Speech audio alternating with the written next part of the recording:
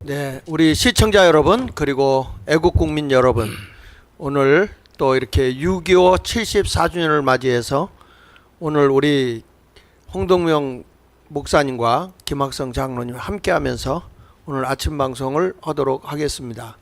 우리 정광훈 목사님께서는 지금 건강 체크를 위해서 오늘 병원을 가셨기 때문에 급히 제가 와서 함께 6.25에 대해서 함께 방송을 하도록 하겠습니다. 인사하도록 하겠습니다. 우리 홍동명 목사님 나오셨습니다. 예, 안녕하십니까, 홍동명 목사입니다.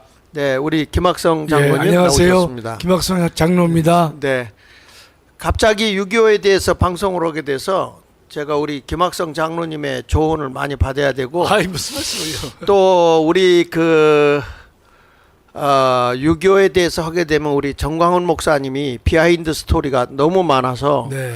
좀 옆에 있으면 재미있는 야사들이 많이 나올 텐데 또 누구보다도 많이 연구하시고 잘 알아서 정광훈 목사님 있었으면 더 좋을 텐데, 오늘은 한번 또 우리 김학성 장로님께서 좋은 이야기, 또 우리 근현대사에 큰 교육이 될 수 있는 방송이 될 거라고 생각을 합니다. 어제 목사님 어제 6.25 이 PPT 가져오셨잖아요, 목사님. 네네네. 그 중심으로 보시면 뭐 네, 오늘도 잘하셨던데요. 네. 예. 그 앞에 사진을 한번 보면 그 이승만 대통령이 1945년 8.15 해방되고 난 후에 2달 늦게 귀국해 보니까 그 남한에는 박헌영이 조선공산당, 남로당이 전국적으로 강력한 조직을 만들고 온 나라가 공산주의로 기울어 가고 있던 상황이었다고 맞습니다. 합니다. 네, 예. 그래서 그 해방 직후 한국 사회를 보면은 그 1946년 7월에 미 군정 대규모 여론조사를 실시했다고 그래요. 미국 군인들이. 그랬더니 거기에서 도대체 이 대한민국이 어떤 체제를 선호하느냐, 이 일본을 몰아내고 난 뒤에, 일본을 다 이제 항복시키고 다 내보내고 난 뒤에 사실 미군이 왜 한국에 들어오게 된 거죠? 6.25 전인데? 저 때는 이제 목사님 아시다시피 전쟁이 끝났으니까 청일전쟁이 끝난 거죠. 이제 2차 태평양 2차 대전이 끝난 거죠. 끝나고. 네. 그러니까 이제 유럽은 네. 미국, 영국, 프랑스가 주도해서 네. 이제 독일 지역을 갖다가 이제 정리를 했지만, 네. 이 동북아시아에는 태평양 전쟁이 있었지 않습니까? 예. 거기에 소련이 참전했기 때문에 네. 미국과 소련을 중심으로 해가지고 대한민국을 갖다가 이 한반도를 예. 정리하라라고 네. 이제 약속을 했죠. 네. 그래서 38도 이북은 소련이 들어왔고, 예. 38도 이남은 미군이 들어와서 각각 일본의 무장 해제를 시키는 그 일을 하기 위해서 들어온 것이죠, 목사님. 그러니까 예. 일본을 한국에서 내보내면서 그렇습니다. 그 완전히 일본군을 한국에서 내보내기 위해서 미군이 들어온 거 아니겠습니까? 그렇습니다. 무장 해제 시키기 예. 위해서요. 예. 그런데 그때 이제 반미 운동이 또 일어났잖아요. 나가라고 전체적으로. 네. 그래서 미국에서 한번 물어보았는데 도대체 이 한반도는 어떤 체제를 선호하느냐? 그 물어보니까 사회주의가 72%, 공산주의가 7%, 자본주의가 14%라고 하는데, 이때만 해도 우리 홍 목사님, 우리 네. 민족이 사회주의가 뭔지, 공산주의가 뭔지, 자본주의가 뭔지, 그때 우리나라의 문맹률이 88%였거든요. 예, 저 시대는 아직까지 공산주의 혹은 사회주의가 어떠한가를 잘 모르는 시대였습니다. 그렇기 때문에 전 세계적으로 이상에 빠진 사람들, 이런 사람들 지식인 중심으로 거의 모든 나라가 제3세계권 국가들이 거의 사회주의를 전부 다 선호했습니다. 그렇습니다. 우리나라뿐만 아니고 예. 그거는 그 시대 어쩔 수, 이때까지 본권적인 체제, 그러니까 가진 자를 못 가진 완전 빈부 차이 나는 그런 체제 속에 숙명으로 살다가 예. 이 사회주의 공산주의가 나타나가지고 전부 다 평등하게 살게 해준다.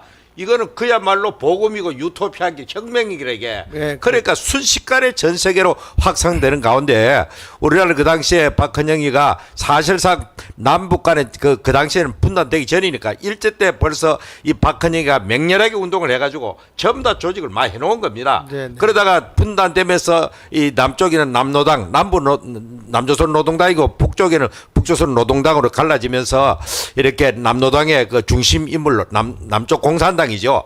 그러니까 이미 벌써 이 박헌영이가 구축해 놓은 그 당시 이끌어가는 시대 사람들, 지식인들 이런 사람을 통해 가지고 완벽하게 남한 또 이 사회주의 토대가 완벽하게 구성되어 있어요. 예. 토양이 그렇게 돼 그 있었죠. 조금만 그렇죠. 좀 보완 설명드리면요. 네. 1917년에 볼셰비키. 소련이 러시아가 소련으로 바뀌지 않습니까? 네. 1917년에 그 이후에 전 세계적으로 이 공산주의 사상이 전 세계적으로 이제 퍼져 나가는 것이죠. 네. 그렇죠? 홍 목사님 방금 말씀해 주셨는데 그럼 그때가 우리가 일제하에 있었습니다. 예. 그럼 일제하에서 우리가 대한민국은요 1924년에 예. 벌써 이 박헌영이 중심으로 해가지고 공산당을 처음으로 만들었어요, 목사님. 예. 그렇죠. 1924년에 예. 그 이후에 일제하에서도 예. 많은 그 소위 지식인이라는 사람들이 그 이에 공산주의나 막스 이론을 지지하고 선동하고 흠모하지 않으면요 지식인층에 들지 못했습니다. 당시는 그런 분위기였거든요. 네. 그러니까 상당수가 일본에 가가지고 유학을 많이 했고 돈 많은 사람들이요. 유학하면서 공산주의가 물들어 왔고 또 한국에서도 상당수의 지식인들은 이 공산주의를 지지하지 않으면 예. 지식인층에 못 드는 그러한 그 이 시대가 바로 그 당시였습니다. 그러니까 그 당시에는 공산주의 국가가 한반도를 중심으로 해서 중국, 소련 그 위성 국가들이 전부 다 공산주의였잖아요. 그렇습니다. 그러니까 네. 이제 중국도 아시다시피 이제 49년도에 됐으니까요. 네. 그 이후에 이제 공산화가 된 것이죠. 그렇죠. 된 거지만 소련이 공산화되면서 그 밑에 있는 몽골이 이제 공산화되고 전 세계적으로 이 공산주의를 수출하는 가운데 이미 한반도에서는요 1924년에 박헌영이가 공산당을 처음 만들었거든요. 근데 그거 전에 네. 제가 잠깐 얘기하면 우리가 그 왕정 정치였잖아요. 고종 황제 그렇습니다. 있을 때. 네. 근데 우리나라의 그 왕정 정치 양반들만 주권을 가지고 움직이고 있는 그런 시대를 청산할 때 하나님이 일본군을 일본을 이용하지 않았나.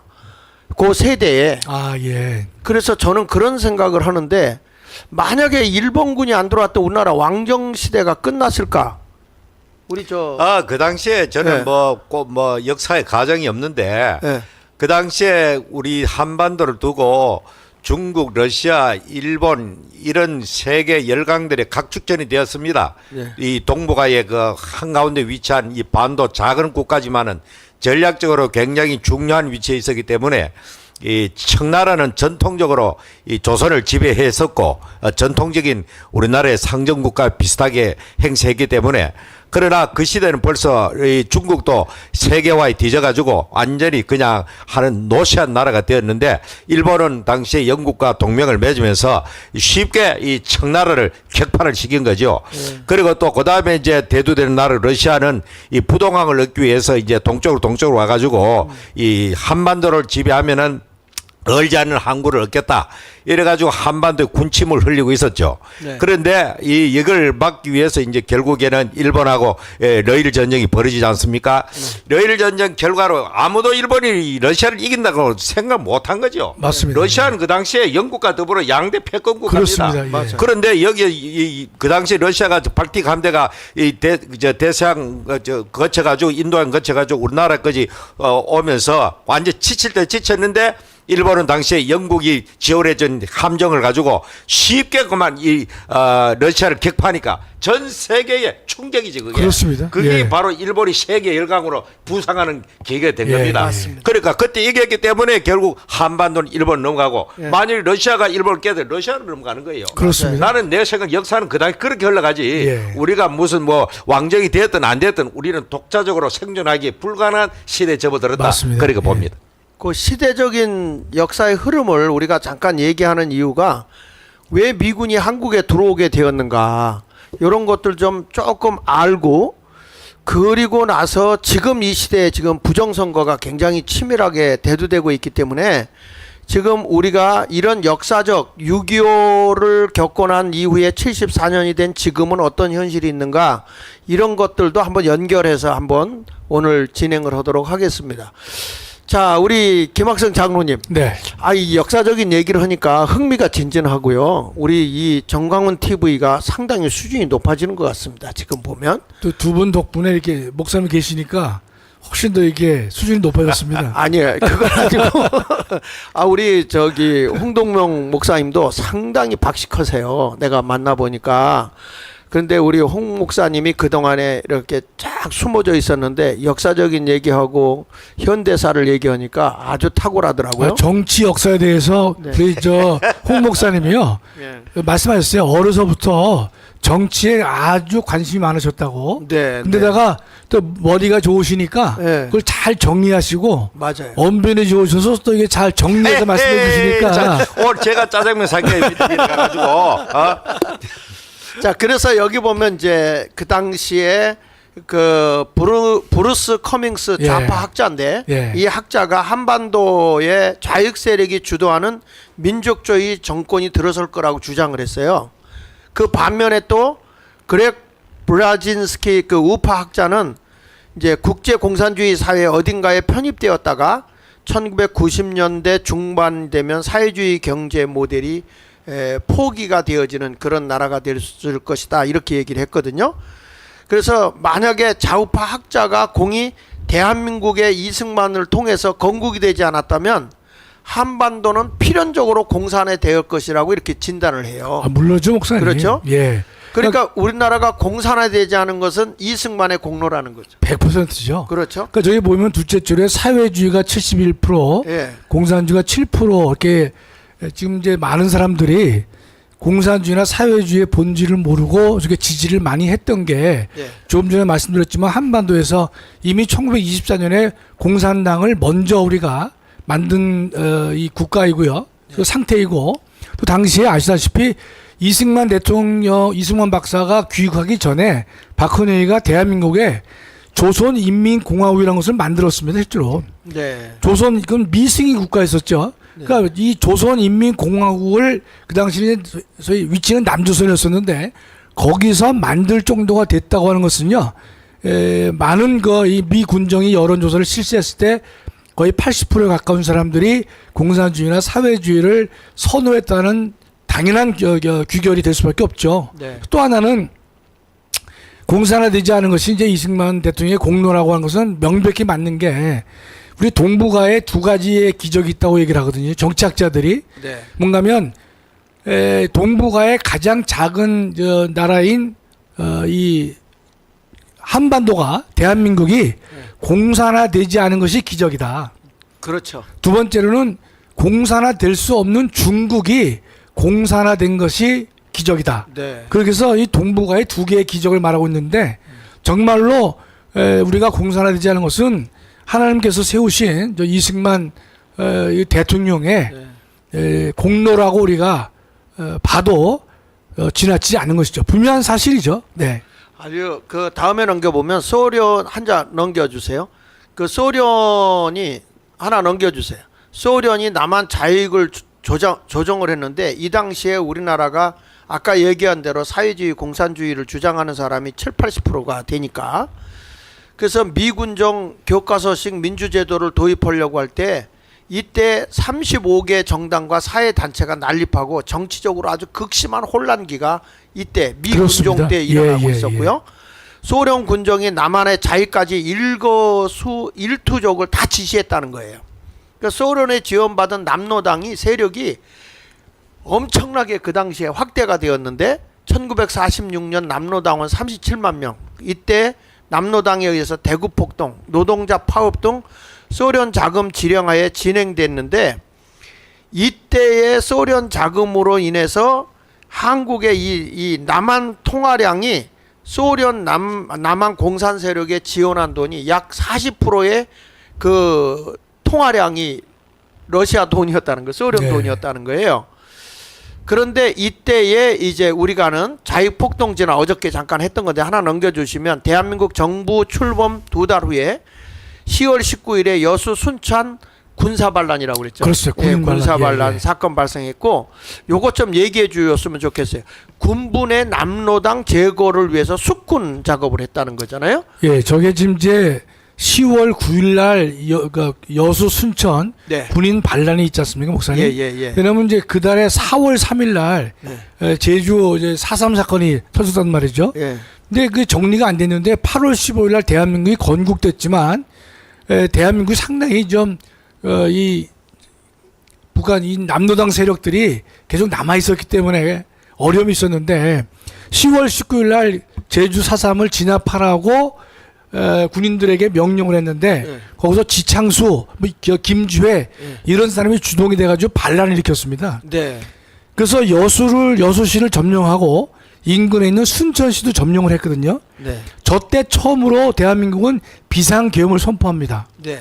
우리나라가 제 기억으로는 비상계엄을 19번 정도로 기억하는데요. 아, 그래요. 최초로 저 때 여순 반란 사건을 진압하기 위해서 비상계엄을 선포합니다. 예. 제주 4.3은요. 그 다음에 이루어집니다. 그 다음에. 그러니까 여순 반란 사건이 비상계엄이 선포돼서 저희 10며칠 만에 다 진압이 돼버렸습니다. 네. 그 당시에 도망간 사람들이 잘 아시는 지리산에 빨치산이 돼가지고 도망간 거죠.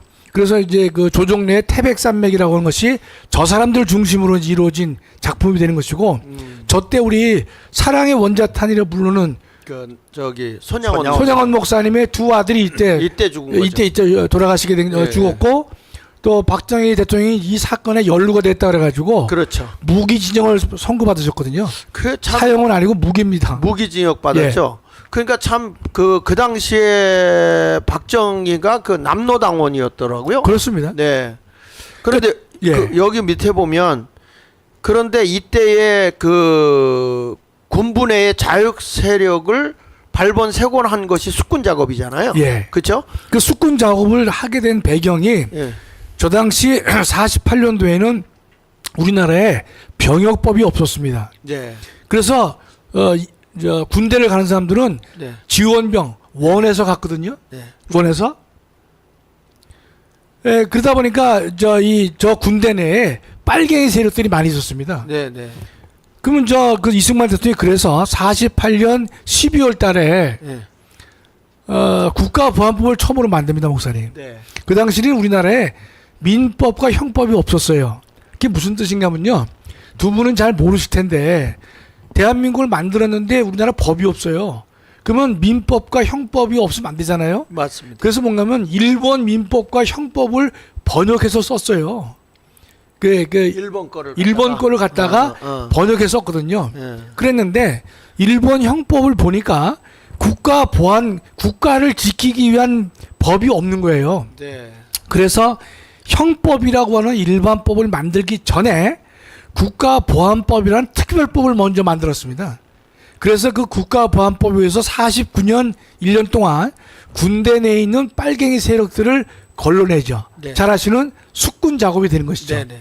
그런데 이것이 홍 목사님, 네. 그 여수 그 군사 반란 사건으로 인해서 저 숙군 작업을 했단 말이에요. 네. 그러게 이게 축복으로 바뀐 비극이라고 이렇게 표현을 했는데 이게 무슨 얘기냐면 우익 청년들이 숙청된 장병 자리를 메운 거예요. 나중에 보니까 이 청년들을 영락교회까지 찾아가 가지고 젊은이들을 군대로 보내달라고 얘기를 했더라고요. 그래서 군의 정치 성향 우경화, 그 결과 국군은 6.25 당시 내부 반란 없이 전투에 임할 수 있었다는 거예요. 그렇죠. 뭐 네. 어느 시대나 역사에 보면 비극이 있고 그것이 비극으로 끝나는 역사가 아니고 하나님은 또 그 비극을 바꿔 가지고 또 이제 축복으로 바뀌는 역사가 성경에도 많이 있지만은 우리나라 역사에도 저때에 만일의 경우 6.25가 터지기 전에 남쪽에 있는 군대가 이 좌파를 숙군하지 않고 그냥 그 상태로 있었다 하면은 미국 군대가 도달하기 전에 남한 그냥 그대로 적화되어 그렇습니다. 네. 볼 것도 없는 거죠. 그럼요. 그래 하나님께서 극적으로 이 여순 반란이라고 하는 공산당 조정을 받는 남노동 조정을 받는 저런 끔찍한 폭동 사건을 통해 가지고 반란 사건을 통해 가지고 공산주의가 무엇인가 깨닫고 뒤늦게 부랴부랴 군부 내에 있는 그런 좌익 세력들을 다 처리하고 우파 청년들로 다시 군대를 채움으로 말미암아 6.25 초기에 우리가 이렇게 저항할 수 있는 전쟁을 제대로 할 수 있는 그런 군대로 바뀌어졌다. 그거는 참으로 합력하여 하나님이 선을 이루어 가시는 역사를 그렇게 볼 수가 있죠. 맞습니다. 그러니까 이런 일이 일어나고 난 뒤에 미군들이 한국에 이제 일본군을 내몰기 위해서 들어와서 이렇게 쭉 일을 했는데 보니까 이승만 정부를 신뢰할 수가 없는 거예요. 자꾸 반란 일어나고 군인들 끼리 싸우고 좌우가 갈라지고 하니까 지도력에 의문이 생겼는데 하나 넘겨보시면 그 동북아 화약고가 한반도인데 자 일본군을 내보내기 위해서 이렇게 일본이 정복하고 있는 것을 내보내기 위해서 미군이 들어왔는데 한국에서는 미군 철수를 외치기 시작했단 말이에요. 네. 그래서 1949년 6월 30일 날 주한 미군이 완전 철수를 하거든요. 그렇습니다. 예. 그러니까 6.25로 인해서 들어온 미군이 있기 전에는 일본군을 몰아내기 위해서 들어왔던 미군인데 네. 2차 대전 때죠. 네, 네. 그게. 그런데 그 군인과 6.25 이후에 들어와서 지금까지 있는 미군과는 전혀 다른 거죠. 다른 미군이죠, 목사님? 그러니까 그렇죠. 그 선을 확실하게 좀 그어주시고 네. 그 사람들이 지금 자꾸 착각하는 것 같아요. 그때 들어온 미군이 네. 지금까지도 있는 것으로 착각하는 분들이 꽤 있죠. 그렇죠. 좌파들 그걸 선동합니다. 선동하죠 또. 계속 선동합니다. 예, 예. 거짓으로 예. 외국애가. 그래서 저게 이제 하나 참고로 말씀드리면 6월 30날 이제 미군이 철수하잖아요. 네. 그게 두 가지인데요. 한 가지는 우리 국민들이 나가라 하고 해서 하는 것도 있었겠지만 네. 더 정확하게는요. 소련과 미군이 철수하기로 약속을 한 거예요. 네, 네. 왜냐하면 일본군 정리가 다 됐으니까 네. 미소가 다 철수하자. 근데 저 당시에 소련은 나쁜 그 이 흉계가 있었습니다. 소련이 먼저 철수했어요, 목사님. 미군보다. 네. 지네가 딱 철수해 놓고 미군 철수를 만들어 놓은 다음에 남한을 먹으려고 하니까 소련은 가깝잖아요, 목사님. 근데 이거 야사인데 네. 그 유럽의 미국하고 같이 이제 전쟁을 러시아가 했는데 네. 그 소련이 상당히 그때 피해를 많이 봤다고 그래요. 많이 봤죠? 예. 그래서 미국에서 그 소련의 그 어떤 그 포상을 해주기 위해서 네. 그 한반도에 들어와서 전쟁하라 그랬더니 이 소련에서는 너무 많은 상처를 입었기 때문에 망설였대요. 그렇습니다. 예. 그 망설이고 있었을 당시에 이 소련하고 소련이 중국의 모태똥을 이용해서 미국하고 중국이 싸움이 붙게 하려고 했다고 그런 야사가 있더라고요. 목소리 야사 아니라요. 예, 사실입니까? 두 개를 지금 목소리 섞어 말씀하셨는데 예.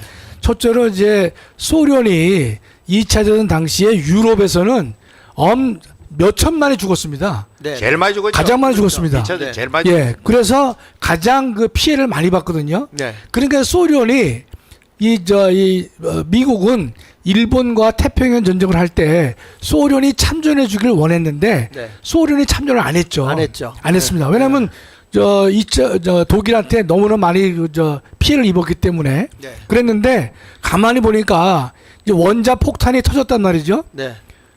터지고 두 번째 터지는 날 소련이 일본에 대해서 선전포고를 합니다. 네.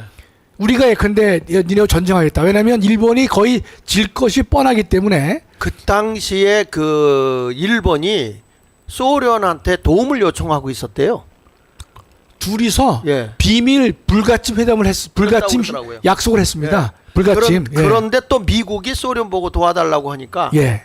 그래서 서로가 어떤 미략이 있었다는 그러니까 얘기입니다. 일본은 소련과 불가침 조약을 맺었던 이유는 일본이 미국과 편안하게 전쟁을 하기 위해서는 뒷배후를 안전하게 만들 필요가 있지 않습니까? 네. 그래서 불가침 조약을 맺었는데 소련 입장에서는 두 번째 원자 폭탄이 터지는 그날 영시를 기해 가지고 불가침 조약을 파기하고 선전포고를 했습니다. 네. 그래서 소련이 계속해서 이 한반도를 남하를 했죠. 네. 계속 내려왔습니다. 전쟁을 선포했기 때문에. 네. 그럴 경우에 미국에서는 가만히 보니까 내버려두면 소련이 한반도를 전체를 먹을 것 같거든요. 예. 그래서 경고를 합니다. 38도 이남으로는 내려오지 말라라고 경고를 미국이 했죠. 이걸 가지고 좌파들은 미국이 38도 선을 걷다 말이지 남북한의 분단을 야기시킨 인간들이 미국이다. 이렇게 거짓 선전을 지금 하고 있는 것이죠. 아니 원래 소련에다가 한반도를 원래는 이렇게 협상을 하면서 네. 맡기려고 했다고 그러더라고요. 그렇습니다. 그런데 예. 한반도를 그 6.25 때니까 지금 일단은 미군 나가고 나서 이 6.25 전쟁 후에 휴전을 하려고 할 때 한반도를 러시아에다가 소련에다 맡겨버리고 미국은 완전히 빠지려고 그랬었다는 얘기가 있어요. 그러니까 그게 6.25 전쟁 전, 예. 그러니까 이제 태평양 전쟁 그 당시에는 예. 미국이 소련에게 뭔가 좀 이렇게 그 한반도를 넘기려는 마음이 있었다는 마음은 그래도 나옵니다, 목사님. 네네네. 나와요. 그랬는데 나중에 보면 그건 안 되겠다 말이죠. 예, 예. 또 하나는 이제 모택동해하고 미국하고의 그 문제는 우리 어제도 목사님이 얘기를 했었지만 우리가 6.25 전쟁이 터졌을 때 안보리 회의를 했는데 소련이 안 왔잖아요. 네. 거기에서는 이제 여러 가지 학설 있지 않습니까? 그렇죠. 거기 대사가 치통. 사고가 났었다 등 했었는데 예, 예. 우리가 30년 후에 밝혀진 문건이 뭔가면 그 당시 소련하고 체코하고 예. 맺어진 문서가 있습니다. 문서. 예, 예. 문서를 보면 소련은 어떤 생각을 하고 있었냐면 한반도에서 미국이 이 전쟁에 개입하도록 하자. 힘을 빼자는 것이죠. 그 사이에 소련이 그 동유럽을 갖다가 공산화시키는 일을 하기 위해서는 미국이 한반도에서 전쟁을 하게 하는 게 좋겠다. 그러면서 중국이 커지는 것을 막기 위해서 중국과의 전쟁을 유도할 수 있을 것이다라는 그런 문건들은 목사님 많이 나와 있습니다. 또 합리적인 것으로 저는 개인적으로 보고 있고요. 네. 예. 근데 그 당시도 근데 안보리에서 소련이 참석을 안 했단 말이죠, 목사님. 너무나 감사하잖아요. 그렇죠. 그러니까 유엔의 16개국 참전이 허용이 된 거죠, 목사님. 그렇죠. 하나님의 예. 은혜죠. 그렇습니다. 네, 예. 네. 그러니까 지금 보면 소련에서는 이 장개석이가 저렇게 모태똥한테 쉽게 쫓겨갈 거라고는 생각을 못했다는 못했죠. 거죠. 예. 그래서 또 많은 피해가 좀 중국에 일어나기를 은근히 기대했었는데 순간에 그냥 끝나버리니까. 그 스탈린은 당시에 예. 모택동을 만나보니까 보통 인물이 아니고 예. 그래 장개석이하고 그 당시에 그 2차 대전 중에는 뭐 여러 협상 회담을 통해 가지고 잠깐 장개석이한테도 조금 그렇게 뭐 좋은 이야기를 하고 네. 모택동 공산주의자니까 하고 했는 이유는 장개석이 최대한 잘 막아 가지고 거기에서 그 중국 전체 힘을 빼고 모택동 힘도 네. 빼고 중국 본토를 반분해 가지고 나라를 갈라지는 이것이 소련의 그 당시에 가장 음흉한 생각이더라고요. 예. 네, 네. 그 옛날에 지금이나 큰 나라들은 음흉합니다. 그렇습니다. 속을 안 드러내고 예. 그것도 드러나는 거 봐가지고는 크고 다칩니다. 맞아요. 지금 우크라이나 전쟁도 단순하게 봐가 안 됩니다. 저게. 예. 맞아요.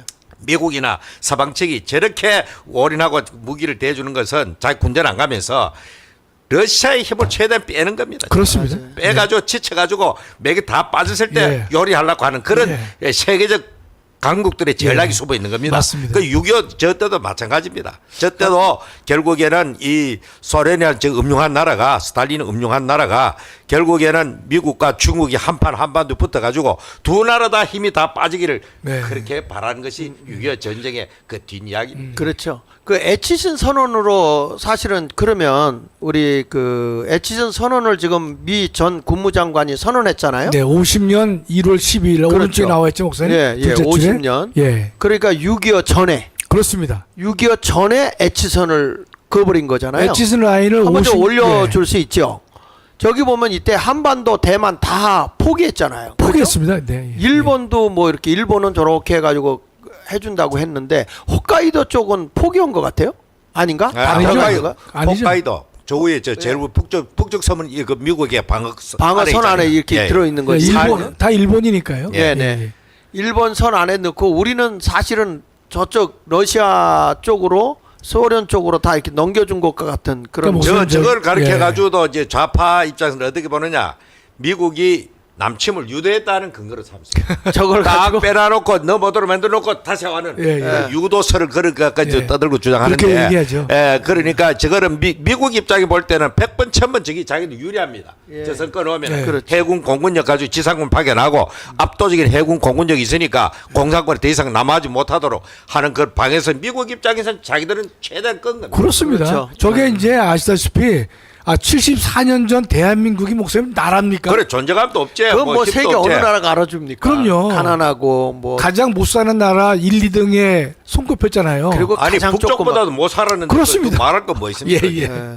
자, 그다음에 넘겨서 한번 보시고 이제 스탈린의 대모략이 있고 그래서 그냥 쭉 넘어가겠습니다. 하나 더 넘겨서 보면 이게 소련군이 이제 남침 작전 계획을 세우는데 일본이 항복하기 5, 6일 전에 이 소련이 들어오기로 했다고 그러단 말이에요.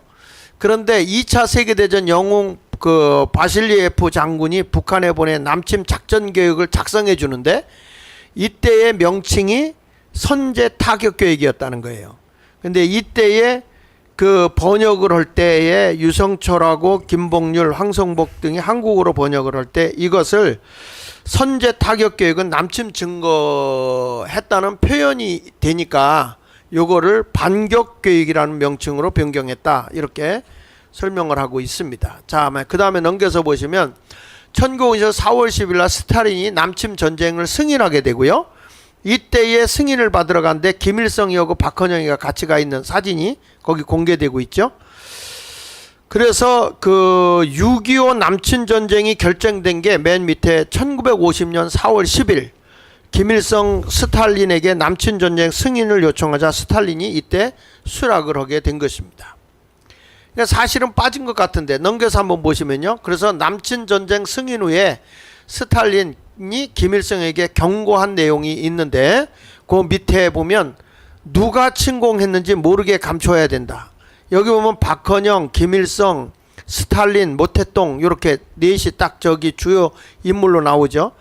그래서 처음에는 누가 침공했는지 모르게 감춰야 한다. 그다음에 두 번째 가서는 한국과 미국이 체계적으로 저항하거나 국제사회의 지원 등원을 생각조차 할 수 없도록 하기 위해서는 아주 기습적으로 이걸 아주 속결해야 된다. 예, 예. 수행해야 된다. 그래서 소련은 직접 개입하지 않은 것처럼 모태똥이 아시아 문제에 정통하니까 그에게 맡겨야 된다. 이런 식으로 작전을 세웠다 하는 얘기가 나옵니다. 자, 이것을 알게 된 우리 이승만은 넘겨서 보시면 미군 철수하면서 미군이 이제 나가잖아요. 그 1949년도에 나가잖아요. 네네. 그러니까 6.25가 있기 전에 네. 철수하지 않습니까? 네네. 그때 철수할 때 소총과 그 모든 무기를 놓고 간 게 아니고 소총하고 탄환 몇 개는 놓고 갔는데 한국에 주고 갔는데 전차나 대포 등 중화기 일체 한국에 이양하지 않았다는 거예요.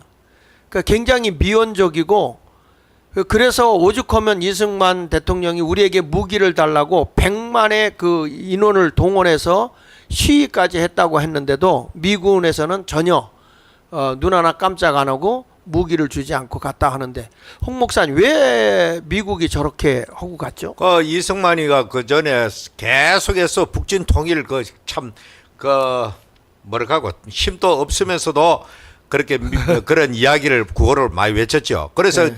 많은 사람들이 봐라 이승만이가 계속 북진 통일 북진 주장했잖아.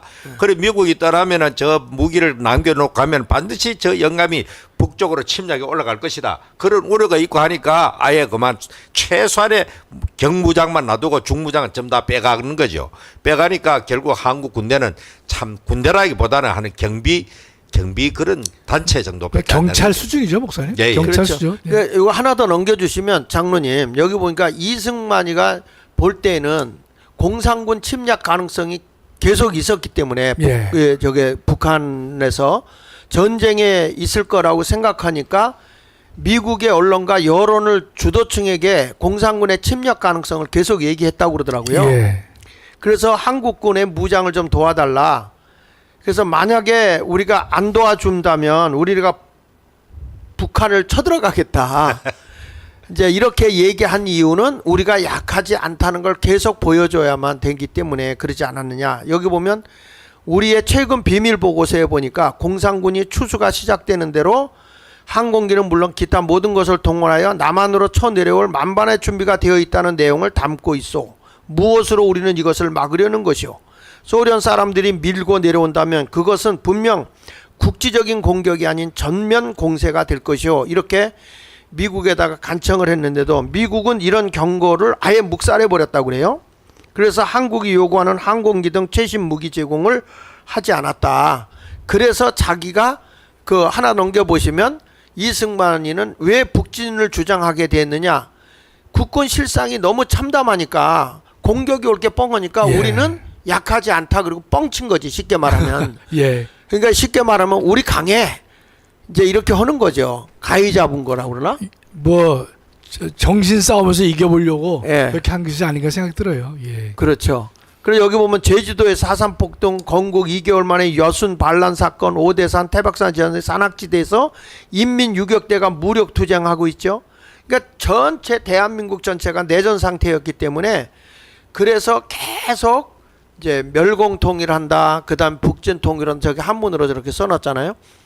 그 저걸 이승만 대통령이 한자도 잘 썼어요. 그래 미군정 입장에서 볼 때에 네. 그 곳곳마다 이렇게 10월 폭동으로부터 시작해가지고 4.3 폭동 이렇게까지 계속해서 남쪽 내에서 이 게릴라 폭동이 계속 터지고 또 통계 조사를 해보니까 압도적으로 공산주의 사회주의가 많으니까 맞습니다. 이런 나라를 계속 우리가 지켜줄 필요가 있겠느냐. 예, 예. 또 거리에서는 박헌재 조정받은 인간들이 나와서 계속해서 반대 데모하고 예. 미국 나가라는 하니까. 아마 짜증 난 거죠. 미국은 원치 않는 나라, 아프간에도 그랬고 월남에도 그랬고 스스로 지킬 그런 능력이 없는 나라를 떠나는 겁니다. 그래서 그때 왔던 일본군 무장 해제를 왔던 군대는 공식적으로 그때 철군한 거죠.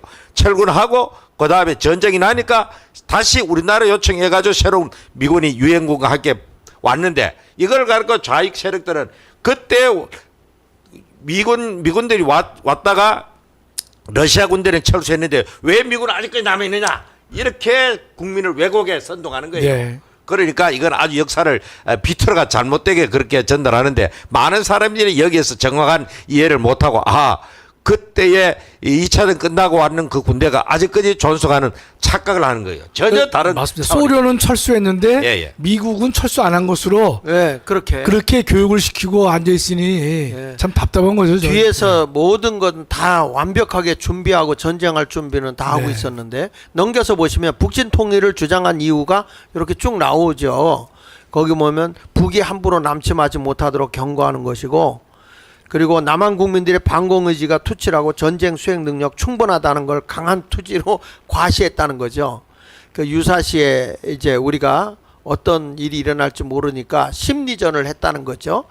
그 다음에 북침 전쟁을 도발할 수 있음을 경고해서 주한미군을 철수하지 못하도록 너희가 철수하면 우리는 북한 쳐들어간다 뭐 이런 식으로 미군을 잡아두기 위해서 그렇게 예. 했다고 얘기하더라고요. 참 제가 볼 때는 저게 이승만 대통령이 몰라서 한 것이 아니라 그렇죠.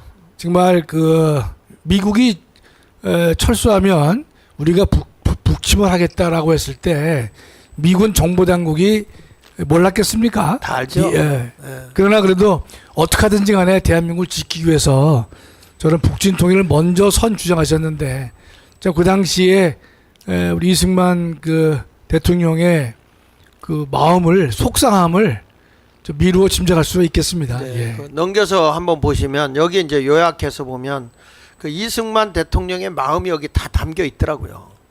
그러니까 미국은 세계 전략상 많은 희생을 치러가며 반드시 지켜야 할 중요성이 없는 나라라고 판단했다. 한반도를. 네. 그 다음에 이승만 떠나는 미국을 붙잡고 무기 지원받기 위해 모든 노력을 다했고 그 다음에 이승만은 북진 통일 주장을 통해서 북이 함부로 남침하지 못하도록 경고함으로써 전쟁을 막으랬다. 참 이 내용을 보면서 저는 안쓰럽더라고요. 막 안쓰럽죠. 예, 그럼요. 바짓가랑이 붙잡고 그렇습니다. 정말 이렇게 매달리는 그런 심정이었죠. 근데 이런 것을 이제 역사적으로 우리가 볼 때 얼마나 우리가 허약한 민족이었는가. 네. 이런 것을 우리가 보면서 결국에는 6.25가 터집니다. 결국에는 이 네. 미군들이 다 물러가고 난 뒤에 6.25가 터집니다. 넘겨서 한번 보시면요. 6.25 남침. 그래서 1950년 6월 25일 제가 읽어드릴게요. 보세요. 네. 혼자 하시기 힘드시겠네. 6.25 공사시를 기해서 인민군이 기습 남침을 했고 네. 스탈린의 인가가 있었고 모택동의 병력 지원 약속이 있었죠. 네. 처음에 이제 아시다시피 스탈린한테 부탁을 했더니만 스탈린이 바로 인가를 안 하고 네. 중국의 동의를 받아오라라고 해서 이제 저게 이루어진 것이죠. 그러니까 모택동의 병력 지원을 약속받은 거네요. 그렇습니다. 네네. T-34 소련제 전차 242대, 자주포 176대, 전투기 226대 등 최신 무기로 무장한 인민군이 파죽지소를 공격을 해왔다. 네. 다 아시지만 소련제 전차가 242대나 됐었는데 우리는 단 한 대도 없었다. 네. 네, 그런 이제 상황이 대한민국의 그 당시에 국방 상태였었죠. 그런데 우리가 북침을 했다고요? 그건 상식적으로 논리적으로 말이 안 맞는 말이죠, 그게. 그렇죠. 근데 이런 것을 왜 그 교수님이시니까 왜 우리 아이들한테 이런 근현대사를 안 가르칠까요? 그 저희가 지금 대한민국에서 가장 문제는요. 네. 현대사 부분을 이 보수층이 강력하게 학생들에게 가르쳐야 되는데 네. 그거를 안 해왔어요. 저는 이 보수 대통령들이 그 문제에서는 상당한 책임이 저는 있다고 생각하는데요. 좌파들은 종교조를 통해 가지고 거짓 것을 계속해서 학생들에게 진실인 양 이야기를 하고 있는데 우리 보수 쪽에서는 대통령들이 정말 현대사를 정확하게 말해야 되는데 말을 하지 않으니까 지금 현대사가 다 왜곡됐지 않습니까? 맞아요. 그러니까 4.3 같은 경우도 이게 남노당 또는 공산당의 폭동인데 남노당들이 일으킨 공산당 폭동이란 말을 김대중이가 했어요. 4.3은 공산당 폭동이란 사실을 김대중이가 했다니까요. 그렇게 했는데 또 문재인이는 거꾸로 얘기를 하잖아요. 거꾸로 얘기하잖아요. 그러니까 다른 사람들이 얘기를 하면 펄펄 뛰는데 김대중 대통령이 얘기를 했다니까요. CNN하고 인터뷰에서 이거는 명백한 공산당 폭동이다. 그랬는데 지금 이제 문재인 들어와서는 4.3이 뭐냐? 민중항쟁이다. 그래서 지금 다 민중항쟁으로 바뀌고 있어요. 그렇죠. 나라를 먼저 사랑했다는 것 때문에 이렇게 얘기하죠. 예. 그러니까 대구 폭동도 폭동이 아니라 대구 민중항쟁이다. 이런 식으로 역사를 다 뒤바꾸고 있거든요. 하다 보니까 이게 옳은 역사를 학생들에게 가르치고 국민들에게 깨우쳐야 되는데 그냥 에이 이렇게 하면서 우리가 소극적으로 나가니까 그 사이에 대한민국 역사가 완전히 거꾸로 가고 있는데 거꾸로 참 이게 이 가슴 찔르지 않을 수가 없습니다. 사실상은. 홍 목사님 예. 어떻게 지금 홍 목사님이 공부할 때하고 지금 아이들이 공부하는 거하고 전혀 다르죠. 뭐 우리는 그 학교 다닐 때 다 알다시피 도덕책을 반공도덕이라고 했습니다. 그렇죠, 그걸 그렇죠. 기억나죠? 네, 네. 반공도덕.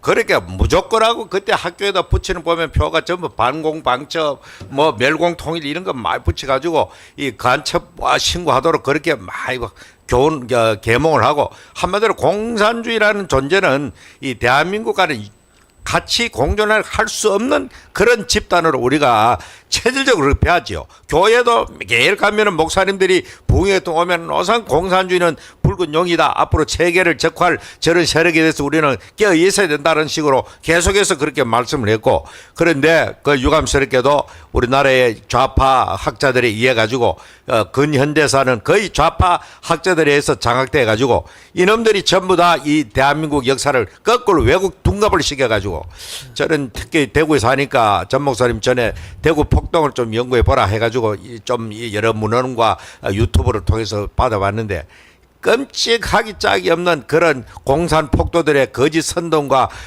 그 선전에 의해 가지고 벌어진 참극이었는데도 불구하고 요즘은 인터넷에 가면 거의 다 이 민족 항쟁식으로 나옵니다. 맞습니다. 이게 다, 예. 보통 시간 일이 아니죠. 그래서 빨리 대한민국 역사를 바로 세우기 안 하면은 앞으로 대한민국 거짓이 이 나라를 완전히 지배해버리는 예. 올바른 참 역사는 다 어둠에 묻혀버리고 지금 그렇게 진행되어 가는 과정입니다. 지금 우리가 하는 이 거짓 투표도 마찬가지 일환으로 연장으로 그렇습니다. 내려오는 겁니다. 예, 이게. 예, 예. 저는 그래서 지금도요.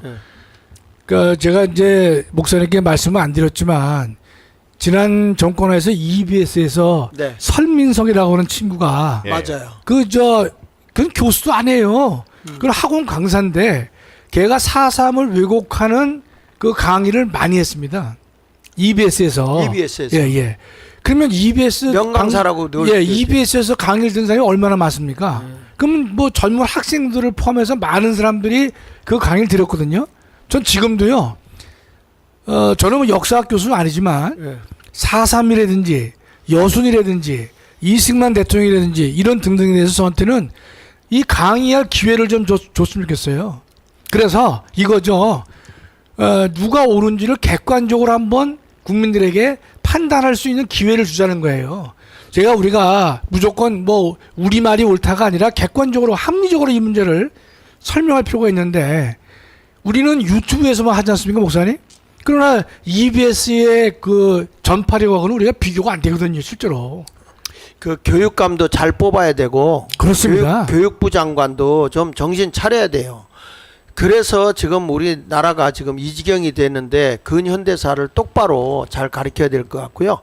그 다음번에 한번 좀 남침 당일 앞으로 남침 당일 특수 게릴라 부대 강릉 일대 상륙했다. 그다음에 부산에 게릴라 상륙시키기 위해 예. 600명의 특수부대원을 태운 수송선 남하도 중에 아군 백두산함에 발견돼 격침되었다. 이것도 하나님의 은혜라고 보거든요. 예, 예. 이게 뭐 대구, 부산 뭐 여기 다 먹어버리면 이제 끝나는 건데 이게 특수부대원 태운 그 수송선을 우리나라에 그 남하하고 있을 때 이것을 백두산함이 발각해가지고 이걸 격침시켜 예, 버린다고요. 예. 그러니까 나중에 우리가 보면 미군이 한국에 들어올 때 부산항에 거기에 그 쉽게 말하면 접안 시설이 일본에서 다 해놨단 말이에요. 이 네, 무역 그렇습니다. 걸려고 예. 그 접안 시설 해놓은 데로 와가지고 우리나라를 다시 이게 지켜주는 일을 했다. 야, 요거 하나가요 정말 어마어마한 역사라고 보는데 난 이걸 보고 그 다음에 그 밑에 서울 점령 위에 의정부 창동 미아리 노선 하나, 고양 서울 노선 둘, 퇴계원 서울 노선 등 3개 축선으로 공격을 해왔다 이 뜻이죠. 네, 그 설명 좀 해주시죠. 그러니까 이게 방위라 잘 모릅니다 이게. 우리 전광훈 목사님 같이 이제 예. 탱크 부대 하살해야 되는데, 예. 그러니까 아마 이제 의정부 창동 노선으로 내려오고 고양 노선으로 내려오고 뭐 퇴계원 노선 뭐 3개 축으로 왔더니 저는 알기로는 저기하고 춘천 노선으로 들어왔는데 춘천 전투에서 강력한 저항이 있어가지고 이 서울을 점령한 김일성이가 사흘 동안 머물다가 그 다음에 이제 시간을 좀 놓치는 상황이 발생했다라고 제가 듣고 있거든요. 예. 예, 그 당시에 뭐 일단 김일성은 이어서 파티를 하고 그랬죠. 예, 예. 파티를 하고 서울을 점령했으니까 승리감이 도취돼 가지고 그렇게 했는 거는 아까 말한 대로 황 장로님 말씀을 들은 그대로 하면은 춘천에서 저항하던 우리 국군이 아주 생각 밖으로 예. 용맹하게 잘 선전을 항전함으로 해서, 말미암아 예. 연기를 한 거죠.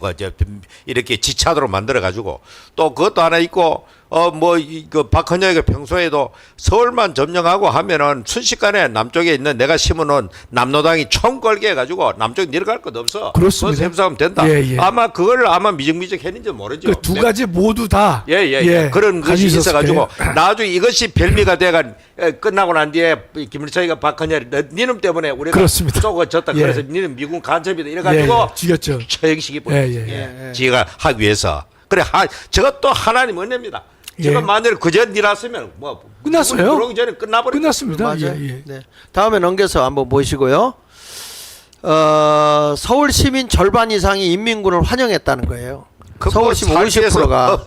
예? 예, 인민군이 내려오니까 저기 보세요. 조선 여성 동맹연 운동본부 이렇게 해가지고 조선인민공화국 만세 해가지고 인민의 영옥으로 축하 세우고. 그러니까 저 때도 목사님 저럴 수밖에 없는 게요. 예. 50년에 내려왔지 않습니까? 그렇죠. 50년. 근데 북한이 48년 그 8월 25일 날 북한 선거가 있었거든요. 예. 그때 남한에서 540만 표가 북으로 갑니다. 아, 그 540만 표는 제가 그러니까 우리 전 목사님들 말씀하시잖아요. 예, 제가 다 체크를 해봤어요. 박헌영이가 쓴 책이 있습니다. 예, 예. 박헌영 평전인데 예. 거기에 540만 표가 나와요. 나와요. 그러니까 그 당시 48년도 8월 25일 날 이 대한민국에서 540만 표가 북으로 넘어갈 정도로 남한에는 수많은 북한의 동조 세력이 많이 있었죠. 그러니까 6.25가 터지니까 저렇게 바로 조선인민공화국 만세라고 하는 저런 프랭카드를 들고 나온 것이 저게 그냥 단순한 일이 아닙니다. 저게. 저는 지금도 마찬가지라고 봅니다. 그렇습니다. 지금도. 노골적으로 북한 군대를 찬양하고 또 김정일을 찬양하고 김정은 환영 대회 준비도 하는 인간들이 숨어 있는데 예. 이게 만약에 그래 됐다 하면 막 수도 없는 인간들 뛰나 저런 짓을 그렇습니다. 그래서 우리 두 목사님이나 저는 이제 여기 지방 빨갱이 의해 가지고 바로 죽죠. 뭐 당장 죽죠. 바로 죽습니다. 예. 예. 뭐 어차피 지금도 죽은 목숨 아닌가? 네. 하여튼 자 넘겨서 보자면 남침 당일 이승만의 전쟁 목표 사원칙이 수립이 돼 있더라고요. 거기에 보니까 1950년 6월 25일 13일 남침 보고를 받고 11시 40분에 무초대사와 회담을 합니다. 국가 수호를 위한 전쟁 목표 사원칙을 밝혔는데 첫째 제가 읽어드릴게요. 네. 한국에서 일어난 전쟁 세계대전에 빌미 제공하는 장이 되어서는 안 된다. 그러니까 한국에서 일어난 6.25 전쟁이 세계대전으로 커지는 일이 돼서는 안 된다. 네, 여기서 전쟁터가 돼서는 안 된다. 그렇습니다. 이런 둘째, 거겠죠. 네. 한국민은 모든 국민이 참여하는 총력전 전개를 해야 된다. 네. 그래서 무기 지원을 이제 요청한 거죠. 우리 국민이 싸울 테니까 무기 네. 지원해달라. 세 번째는 북한의 불법 남침, 남북 통일의 기회를 삼는다. 그러니까 예. 차제에 예. 우리는 남북 통일의 기회를 삼겠다. 예, 38선 긋지 마라. 예, 그래서 이미 그어진 38선을 무효화시키겠다. 예. 그런 뜻이겠죠. 예. 4번은 위기를 타개하고 북진 통일 위해 미국과 유엔의 지원이 필요하다. 절실하다. 이렇게 예. 이제 4대 원칙을 세웠군요. 보니까. 예. 그래가지고 여기다가 보니까 이 당신네들이 빨리 우리를 도와주지 않으면 여기 한국에 있는 미국인 2,500명을 우리가 다 죽이겠다고까지 협박을 했더라고요. 예. 그러니까 다음에 넘겨서 보면 인민군 전차부대 미스터리가 여기 있는데 자 옆에 한번 보면 왜 저기 이제 아까 그 전쟁하고 내려오는데 6월 26일 오후 1시에 인민군 전차부대가 의정부 점령해서 이날 저녁 7시부터 창동 의정부를 선 공격하게 되고 당시 인민군 전차 최고 속력이 시속 55km였다는 거예요. 그러면 38선에서 서울까지 최단 거리는 48km인데 전차를 보병 부대와 분리시켜 독일군처럼 전격전을 벌였다면 6.25 남침 당일 오전에 네. 서울이 함락되었을 것이다. 인민군 전차 6월 28일 새벽에 서울 진입했고 48km 점령에 무력사를 걸려서 무려 사흘을 걸려서 242대의 인민군 전차는 왜 군뱅이처럼 기어왔을까? 이제 이런 것이 답이 나오더라고요. 이들이 이제 넘겨서 보시면 국군 추격 멈추고 서울 점령식 거행을 했잖아요. 얘네들이. 네, 추격을 멈췄다는 뜻이죠. 네네. 내려가는 그 국군을 이제 쫓아 내려가지 않고 이제 축제를 한 것이죠. 근데 넘겨서 한번 더 보시면요, 그 시간을 전략하기 위해서 또 하나를 너무 자세한데 목사님. 네네 하나를 더 넘겨서 보시면 이게 이제 중공군 출신 인민군 지휘관들의 한계가 있는데 뭐냐면 요 내용을 보니까 이런 내용이더라고요. 그 그러니까 중공이죠 옛날에. 네. 중공군들은 사실은 보병이잖아요. 네. 저들이 기계를 사용하고 뭐 탱크를 사용하는 게 아니라 그냥 인간 그 육박전이죠. 뭐 쉽게 말하면. 근데 우리보다 전차가 앞서가는 거를 허락하지 않고 항상 보병 부대의 대열에 맞추라고 지시를 해서 전차 부대가 앞서갔다가 뒤로 물러나왔더라고요. 저렇게. 그러니까 이런 일들도 좀 계속해서 했고 그 다음에 넘겨서 한번 보시면 목사님이 준비하신 것은 저 육사에 6.25 전쟁 그 교본으로 쓰시면 좋겠어요. 네. 우리는 너무 어렵네 보니까 목사님. 예, 예. 하여튼 이렇게 해서 우리나라에 이제 이렇게 국군 격렬한 저항에 마치자 이제 인민군 전차 2대 홍릉으로 우회하게 되고 이제 이게 이제 얘네들은 작전을 할 때에 두 종류. 그러니까 이 나중에 나오겠지만 이승만 대통령은 그냥 유엔에 우리 한국군이 따라가는 단일 체제의 지휘권을 허락했거든요. 그렇죠. 예. 근데 북한 저쪽에서는 러시아하고 중공 목태통 라인이 두 축이 있어가지고 네. 우리를 점령하지 못했다 하는 얘기입니다. 자, 또 넘겨서 한번 보시고요. 시간 없으니까 또 넘겨주세요. 해리스 목사 여기로 가도록 하겠습니다. 넘겨서 보십시오. 자, 우리가 6.25 때 이제 다 뺏기게 됐는데 이 도대체 한국을 어떻게 우리를 도와주게 됐느냐 하는 얘기를 좀 우리가 하게 되는데 이때에 큰 공로로 한 사람이 해리스 목사, 트루먼 대통령을 설득시킨 예. 사람이 해리스 목사님인데 여기에 이제 설명을 장로님 한번 읽으시고 이승만 미국 상원 원목인 프레드릭 해리스 목사에게 미군 참전을 호소하고 부통령 시절 상원 의장이었던 트루먼 해리스와 절친관계였다. 그러니까 트루먼이 부통령 시절이었을 때 해리스 목사님과 상당히 그 절친한 관계였다. 예. 그렇기 때문에 해리스가 트루먼 대통령에게 한국 구원을 요청했고 네. 미국 즉각 참전 결정에 도움을 많이 주었다. 네. 이렇게 봐야 되겠죠? 그렇죠. 예. 그러면 해리스는 또 어떤 사람이냐? 해리스 목사는 1942년 워싱턴에서 이승만이 결성한 한미협회 이사장을 지내셨고 네. 그러니까 이승만과는 해리스 목사님하고는 상당히 친밀한 관계를 가지고 있었다고. 예, 어제도 말씀하셨죠, 목사님. 해리스 목사님이 감리교 목사님이시라고. 네, 저 위에 예. 워싱턴 파운드리 감리교회. 이승만 장로님도 원래 감리교 장로 아니십니까? 예, 정동 제일교회. 예. 그래서 밑에 보면 한국이 결정적 위기에 처하자 이승만 대통령 해리스 목사에게 도움을 요청하고 한국을 돕기 위해 트루먼 대통령이 움직였다. 또는 네. 움직이게 했다. 이렇게 봐야 되겠죠? 그러니까 네네. 이 목사님들의 역할이 굉장히 컸어요. 그렇습니다. 예. 네. 그 다음에 넘겨서 보면 이제 우리가 정광훈 목사님 항상 얘기하는 빌리그레엄 목사 예. 얘기 많이 하시죠. 30대 후반의 네. 젊은 부흥사로 세계적인 부흥 바람을 일으킨 빌리그레엄 목사, 한국에서 전쟁 예언하며 미국이 대비한다고 주장을 했다. 네. 공산군 남침 9주 전인 4월 23일 보스턴에서 2만 5천 명이 모인 대집회에서 예, 그것도 주장을 하신 거죠. 네, 그죠? 한국의 이제 전쟁이 곧 한국에서 큰 전쟁이 터진다. 네. 이제 이분도 이걸 아마 감을 잡고 있었던 그러니까 거예요. 기도하는 예, 분들이 예, 있기 예, 때문에 그렇죠. 그러지 않으셨나 보고요. 예, 그럼. 이날 빌리그레엄 목사 집회 도중 트루먼 대통령이 전한다. 평화 무드에서 깨어나 군사력 강화하라.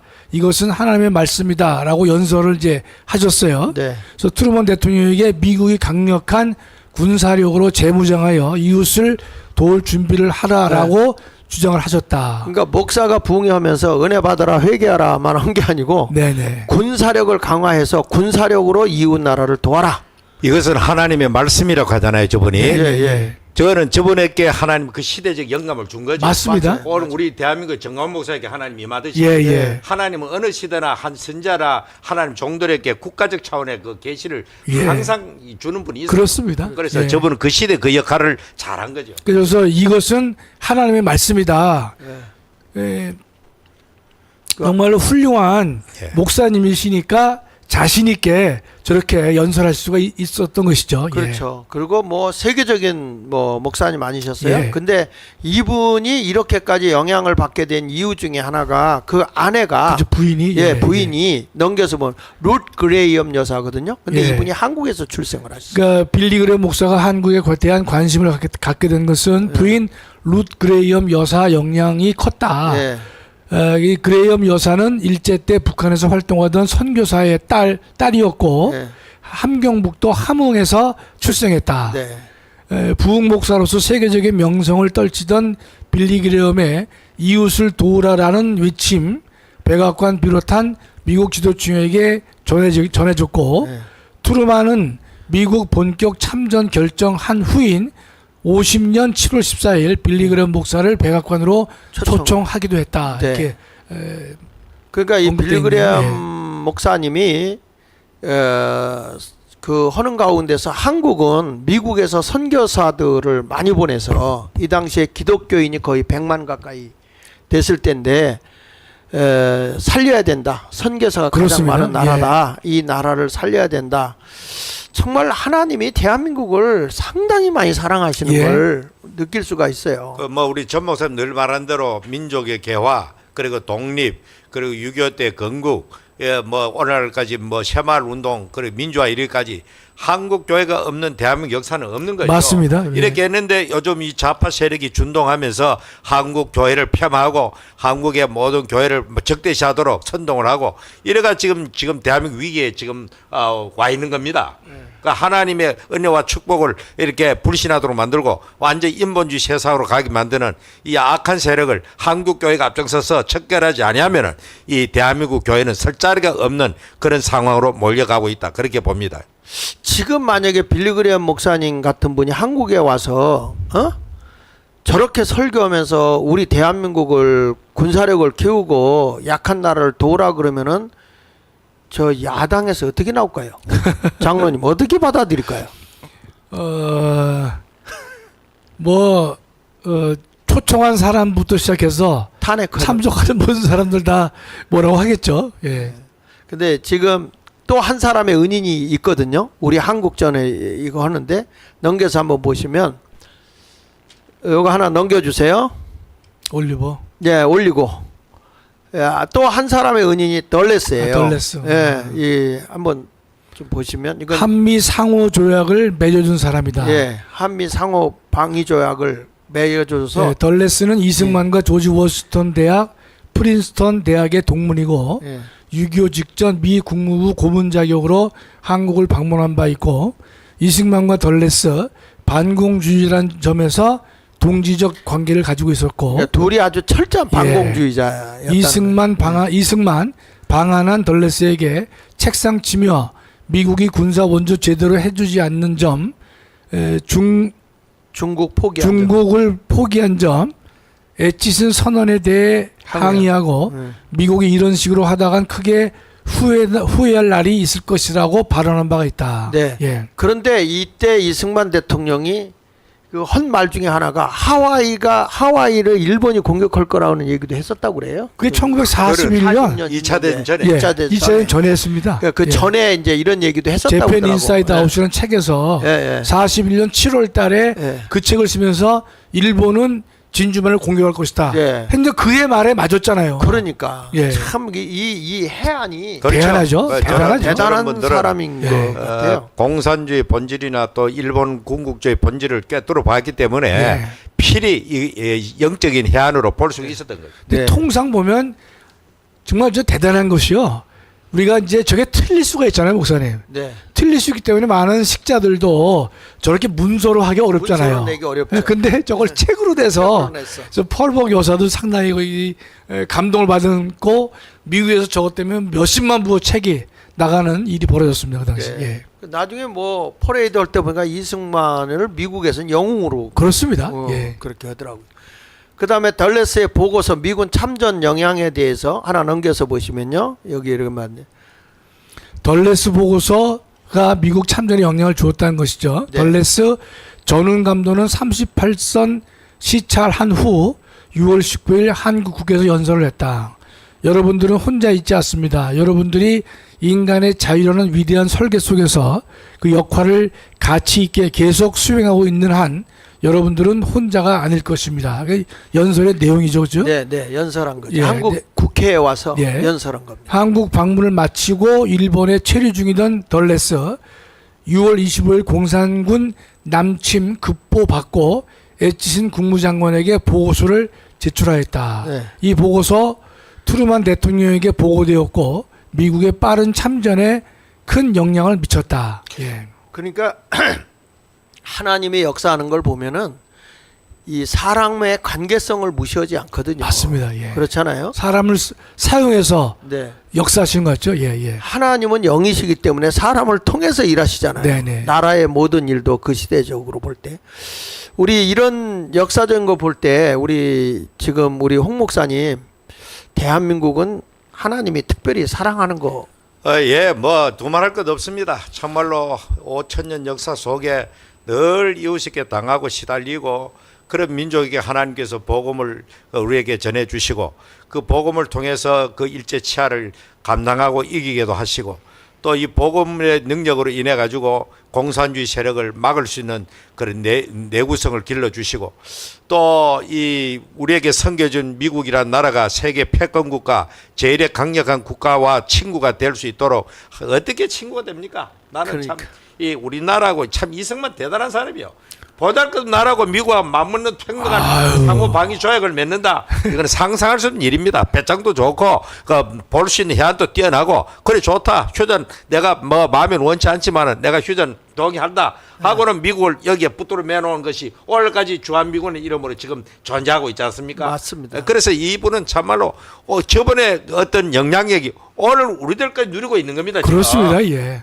그런데 이승만을 격하고 국부 이승만을 갖다가 막 독재자 살인자로 규정을 하는 이 사악한 세력들을 정리하지 아니하면 예. 대한민국은 안 됩니다. 맞습니다. 어느 예. 나라나 그 나라의 국부 건국의 아버지에 대해서는 약간의 실수가 있더라도 전부 미화해가지고 그렇습니다. 신격합니다. 그렇습니다. 어느 나라든지 예, 예. 중국의 모태똥이가 이 얼마나 큰 과오를 범했습니까? 그렇습니다. 문화혁명을 통해서 대약진 운동을 통해서 엄청나게 많은 사람을 죽도록 죽였습니다. 만들었거든. 예. 그럼에도 불구하고 뭐 이 그렇게 또 많이 또 모태똥에게 당했던 이 등성파이가 권력을 잡고 난 뒤에 그 다음에 뭐라 그랬습니까? 모택동은 07과삼이라 그래요. 네. 그리고 자기가 죽을 때에 말합니다. 이 현대 중국은 오직 한 사람 모택동밖에 없다. 건국의 아버지는 자기는 화장해가 바다에 뿌려라. 중국을 지키도록. 네. 그런 인물이 바로 건국자들입니다. 예. 그래서 어느 나라 하듯이 건국자들은 좀 신하로 되잖아요. 그렇습니다. 예, 예. 신하들은 절대적이라는 겁니다. 네, 예. 그리고 북한도 저기 김일성 엉터리 같은 거지만 저 신으로 만들어놨다. 그럼요. 예. 그래서 우리나라만 이 뛰어난 탁월한 이 이승만 대통령을 세계적 인물 마누엘의 저번이 프랑스나 영국에 태어났다 가정해 보십시오. 전 세계에 영웅입니다. 처칠이나 예. 그런 반열에 서 있는 그런 인물임에도 불구하고 우리나라 이 좌파들 빨갱이들 이놈들이 해가지고 저들이 이승만 때문에 한반도를 척화하지 않는 유일한 것은 이승만 때문입니다. 맞습니다. 맞아요. 그래서 그들은 그토록 이승만을 미워하고 또 박정희를 미워하는 겁니다. 네. 김일성이가 이 체제 경쟁에서 박정희한테 졌잖아요. 그러니까 박정희를 그렇게 이 남쪽의 빨갱이들은 네. 싫어하고 미워하는 겁니다. 예. 이 역사를 어둠 역사를 거짓 역사를 바로잡고 이승만의 자리를 바로 세우고 박정희의 자리를 원래 원자 복귀시켜야만이 이 나라의 정통이 역사가 네. 이어진다 그래 봅니다. 그러니까 70년 전에 우리가 대한민국이 정말 보잘것 없었잖아요. 네. 북한보다도 우리가 국민소득이 3분의 1밖에 안 된 그 나라가 맞아요. 세계 최강인 미국과 상호 방위조약이라는 게 오세훈 개념이 성립합니까? 상호 뭐 우리가 뭘 지켜줘? 방위조약도요. 동등한 방위조약이에요. 그러니까 미국이 전쟁하고 미국 침공할 때 우리나라가 도와 우리가 군대를 간다. 돕는다. 그 당시에는 상상이 안 되는 거예요. 말이 안 되는 거지 않습니까? 그러니까 그걸 만들어낸 게 이승만 대통령의 공적이고 그것 때문에 우리가 국방이나 안보에 어려움 없이 우리는 경제 발전에 몰두할 수가 있잖아요. 그렇습니다. 예. 그래서 6.25에 대한 유엔의 대항을 한번 보게 되는데 자 넘겨서 한번 보시면요. 거기에 보면 6.25 남침 당일에 유엔 안보리 북한 남침을 평화 파괴로 규정했어요. 유엔 안보리에서. 그리고 전투의 행위 즉각 중지하고 38도선 북쪽으로 병력 철수를 촉구하는 결의를 합니다. 6월 25일 날 했죠. 예, 예. 그래서 27일 날 보면 27일 날. 유엔 안보리가 다시 열려가지고 예. 북한을 침략자로 규정하고 유엔군 편성하여 공산군을 저지하는 결의를 했고 네. 30날은 트루만 미 지상군 파병 결정을 했죠. 네, 트루먼 대통령이. 트루만 대통령이 예. 7월 7일 날은 유엔 안보리가 미국이 통솔하는 유엔군 사령부 설치 결의를 했죠. 예. 네. 그러니까 유엔군 사령부가 16개국인데 네. 중구 남방이니까 여길 전체를 통솔할 수 있는 것은 미국의 총사령관이 하라라고 네. 결정을 해준 거죠. 예, 그렇습니다.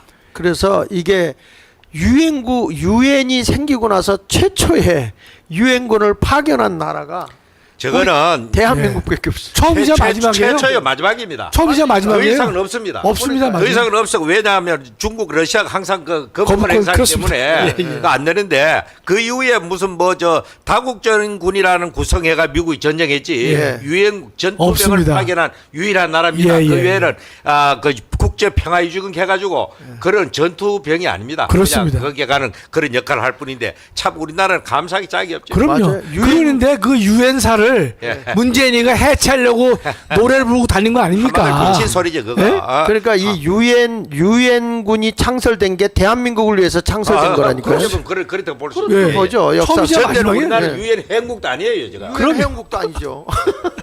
다음에 넘겨서 한번 보시죠.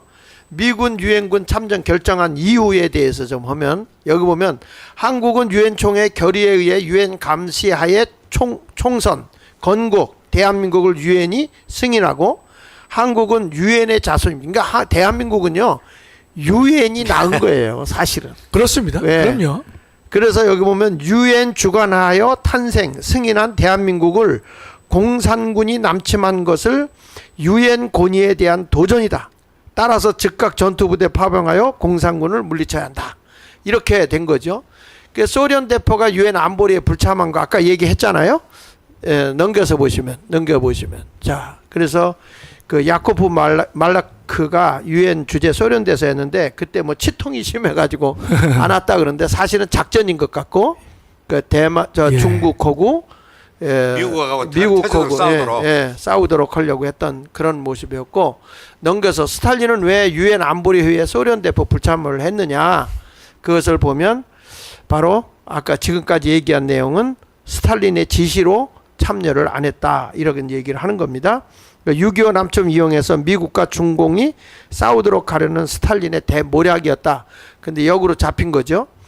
다음에 지휘체계 통일의 중요성 여기서 이제 넘겨서 보시면 월남전에서는 패배한 이유 중에 하나가 저들은 지휘권이 두 개였다는 거예요. 근데 대한민국은 지휘권이 하나였다는 거죠. 그러니까 이게 이승만은 남침 직후 대통령으로서 또 국가원수로서 국군 통수권자로서 활동을 대단히 적절하게 했고 반드시 해야 할 정확한 일을 수행하게 됐고요. 넘겨서 한번 보시면 작전권 이행의 진정한 의미가 뭐냐. 장로님, 저 진정한 의미 보면 전략가 크레우제비치가 전쟁론에서 전쟁 승리는 지휘통제체제 단일화에서 시작이 된다 이렇게 얘기를 했거든요. 예, 제가 또 읽어볼게요. 예. 당시 한국은 유엔 회원국이 아니었다. 예. 당연하죠. 예. 유엔군이 파병되어 한국군 작전 지휘권 메가도에게 이양을 했다. 네.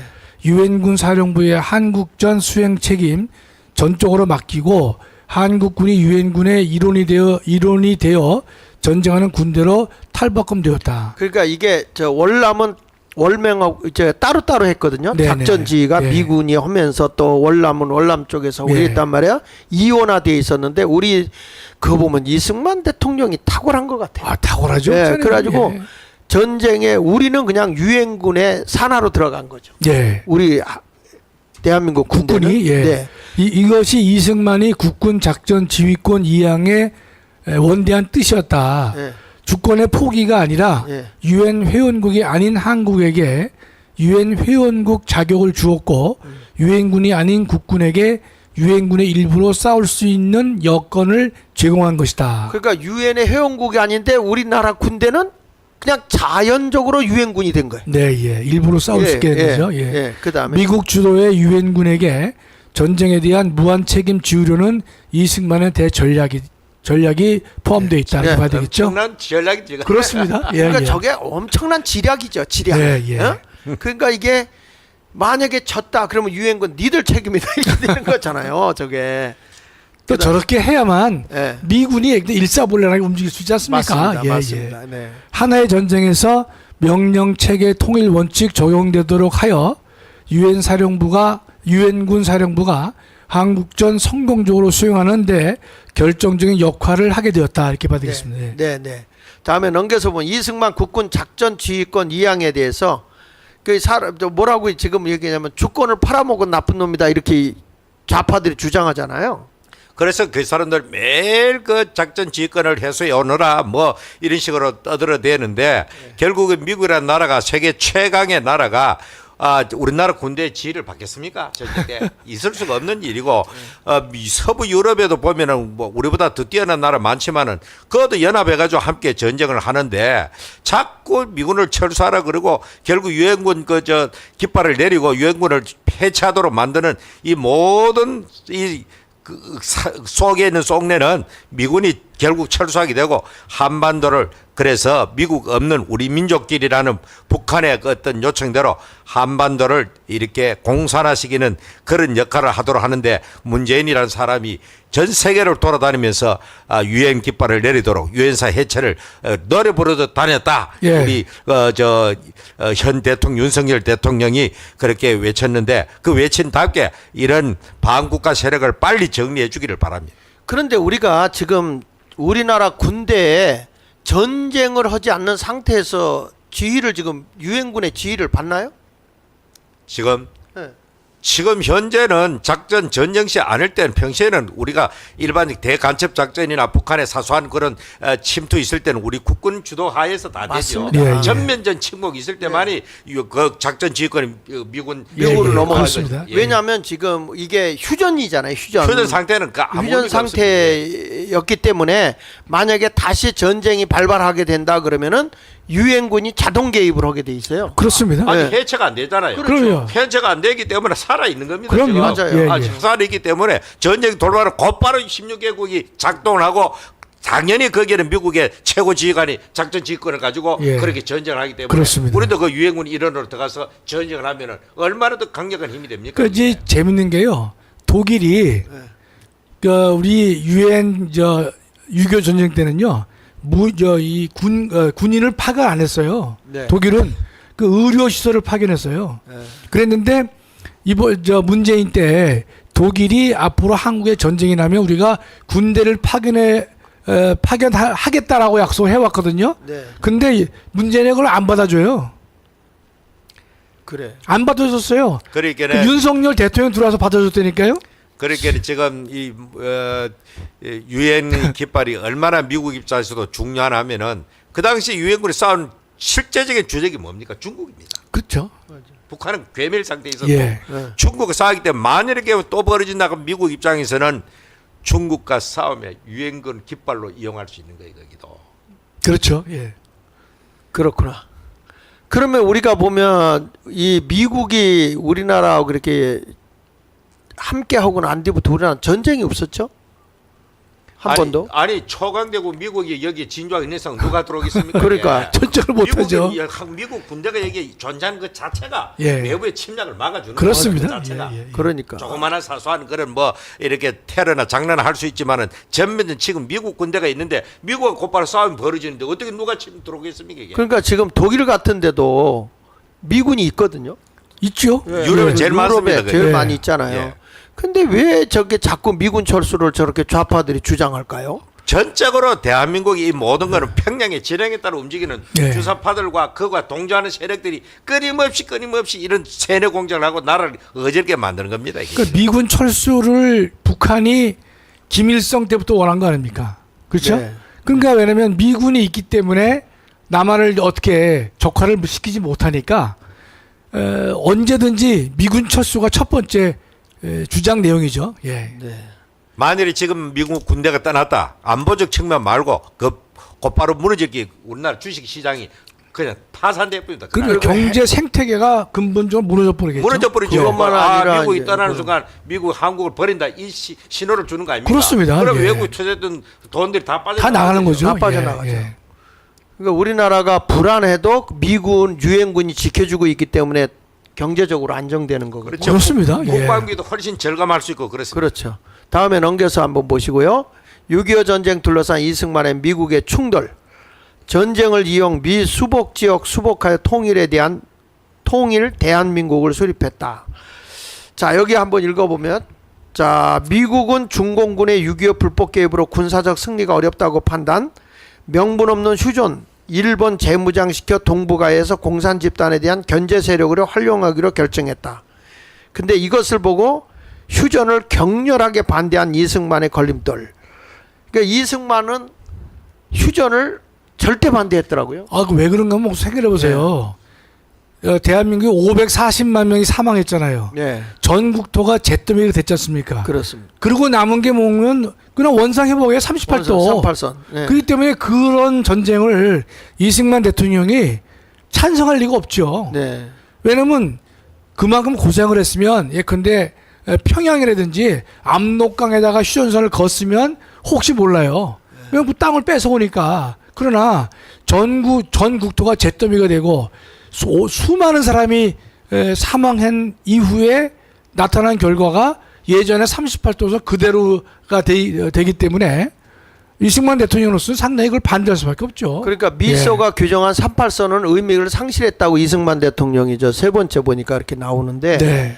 이 전쟁을 이용해서 38선 이북의 그 미 수복 지역 수복하여 통일 대한민국 수립을 근본 목표로 삼은 것이 이승만이었다. 이제 이 얘기거든요. 그렇습니다. 네. 하여튼 이런 얘기하면 지금 아마 정광훈 목사 입이 근질근질할 거예요. 지금 얼마나 하고 싶은 말이 많을까 싶은 생각을 하는데 다음에 넘겨서 한번 보시면 미국 휴전으로 전쟁 끝내기로 한반도 영구 분단의 길로 들어서게 되죠. 휴전으로 전쟁 끝내기로 하니까 자 우리 미국 1951년 2월 6일 한반도에 관한 5가지 정책 선택지에 관한 문서를 작성했는데 네. 미국 정부는 전전 상태 회복시키는 방향에서 한국 문제 해결을 하기로 결정하고 그러니까 전쟁 전 그렇습니다. 예, 전쟁 전전이니까 전 상태 회복. 그러니까 38선으로 긋겠다는 거겠죠, 저기. 예, 전선을 38선 근처로 밀어올려 원상 회복을 하겠고 예. 분단 상태를 그대로 놔둔 채 휴전으로 전쟁을 끝내기로 결정을 했다. 네. 이것은 전쟁을 통해 미 수복 지역 수복하여 통일 정부를 수립하려는 이승만의 전략과 정면 배치 관계에 있다. 이렇게 볼 수밖에 없겠네요. 예. 네네. 그러니까 그렇게 결국에는 이렇게 된 거죠.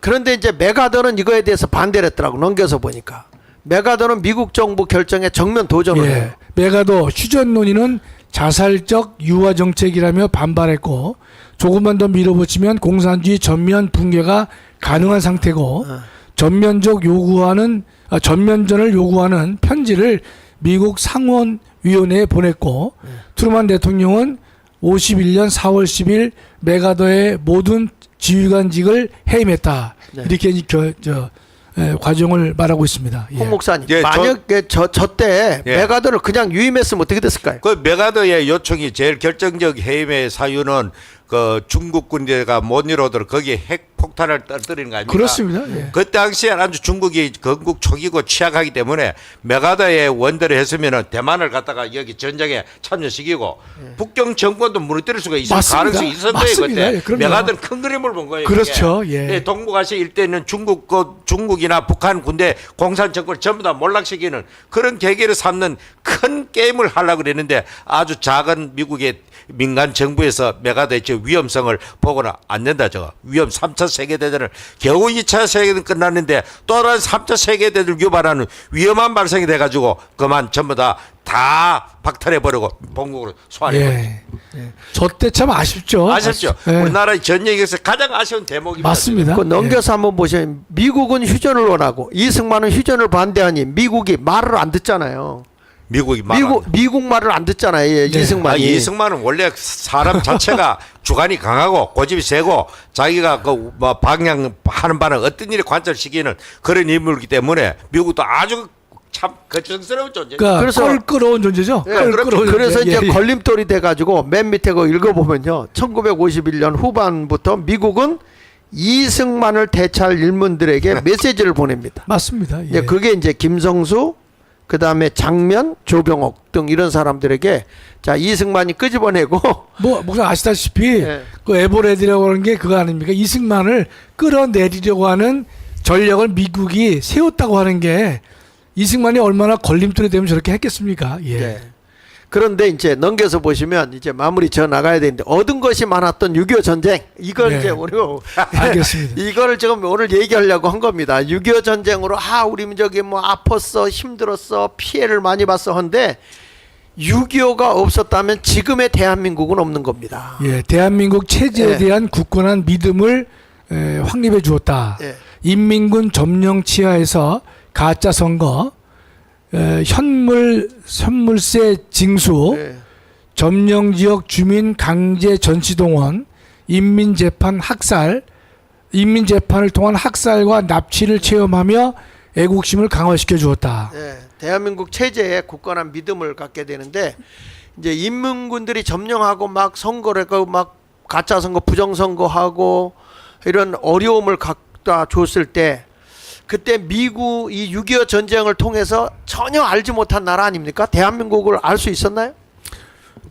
대한민국을 몰랐던 게 목사님 제가 예. 1995년에 이제 독일에 예. 교환교수 1년 했었는데요. 교환 교수로 목사님 가셔가지고. 95년이면요.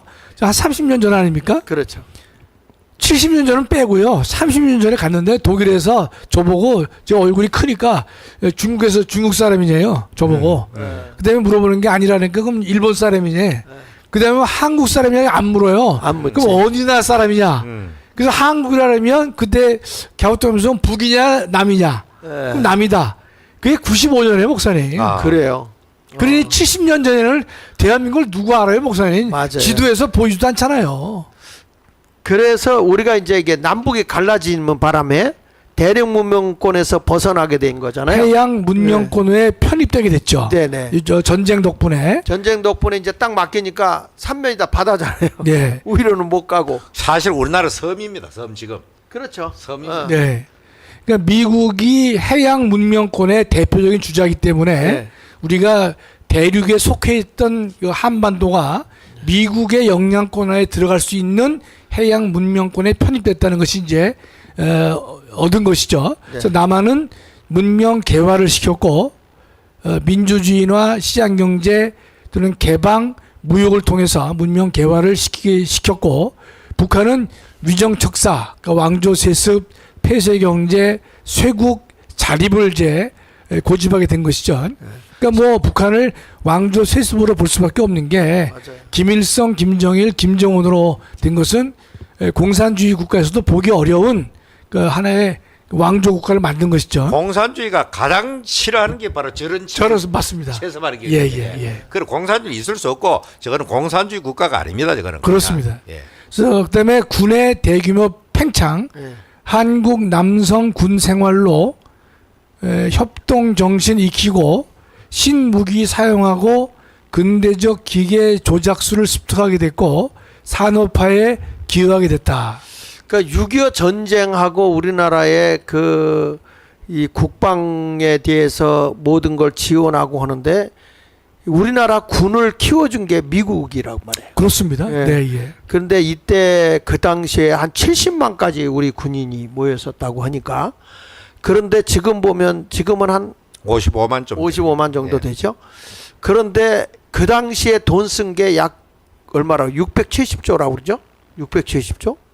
전쟁을 하고 막 이렇게 하면서 그 엄청난 일들이 일어나게 되고 그 다음에 이제 김일성의 남친 전쟁의 나비 효과를 한번 보겠습니다. 넘겨서 보면 그 김일성이 시작한 한국 전쟁의 엉뚱한 것에서 엉뚱한 결과가 이야기가 됐는데 휴전 협정 끝까지 반대했던 이승만 달래기 위해서 미국은 한국과 상호 방위 조약 체결을 하게 됩니다. 예. 한국군 20개 사단 건설을 약속하고 해군 공군 이 증강을 시키고 70만 대군을 양성하기로 약속을 한단 말이에요.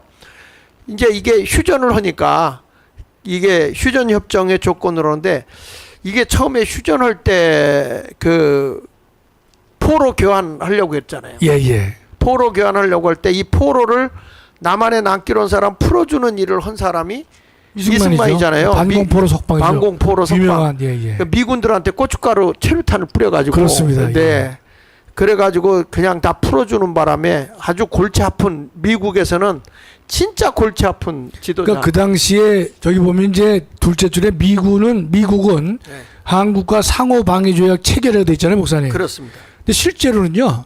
미국이 상호 방위 조약 체결을 안 하려고 그랬어요. 예. 뭔가면 한국군 현대화를 시켜주고 뭐 여러 가지 경제적 지원을 해준다는 약속을 했지. 예. 방위 조약까지는 체결하지 않으려고 했어요. 예. 근데 이승만 대통령이 끝까지 미국과 일본이 맺어진 상호 방위 조약과 같은 조약을 맺어달라라고 했단 말이죠. 그래서 저게 이제 맺어진 것인데 저 때가 잘 아시는 휴전협정이 7월 27일 아닙니까? 휴전협정이요. 예. 상호 방위 조약은 10월 달에 맺어졌거든요. 예. 그럼 7월 27일 날 이 휴전협정 할 때 거의 미국하고 중국하고 북한하고 포로 교환 협정이 사실상 확정이 된 상태예요. 그 전에요. 예, 그러니까 이제 이 협정을 맺을 거 아닙니까? 그래서 이승만 대통령이 그거를 막을 힘이 없으니까 유명한 6월 달에 반공 포로를 속보한단 말이죠. 네. 그러니까 수많은 수많은 포로 중에서 친공 포로, 공산주의를 지지하는 포로가 있었지만은 공산주의를 반대하는 그 포로까지 북한 지역에 보낼 수 없다. 네. 인권적인 측면 아니겠습니까? 맞아요. 그래서 그걸 풀어줬단 말이죠. 하다 보니까 이제 그 당시 아이젠하워 대통령이 미국이 보고를 하니까 아이젠하워 대통령 8년 임기 중에 이 주무시다가 깬 적이 처음이래요. 반공포로 석방이 됐단 말이죠. 예. 그때 처칠도 펄펄 뛰고 예. 아이젠하워도 펄펄 뛰고요. 전 세계가 경악. 전 세계 경악했죠. 경악했어. 그러니까 이승만 대통령 아니면 할 수 없는 일이에요, 저게요. 저걸 했기 때문에 야 이거 이승만을 달래지 않으면 안 되겠다. 그래서 포로 정전협정과 동시에 바로 그러면 니네 이 상호 방위 조약을 맺어주겠다라고 해서 맺어진 것이죠. 이승만 대통령이 아니었으면 저건 불가능한 일이었습니다. 이게. 그래서 이제 이게 넘겨서 한번 봐주시죠. 자, 이래가지고 여기에 재밌는 말이 1953년 저 대한민국 미 합중국 상위 방위 조약을 체결한단 말이죠. 저게 체결하는데 오른쪽 한번 예, 읽어보세요. 53년 10월 1일 체결.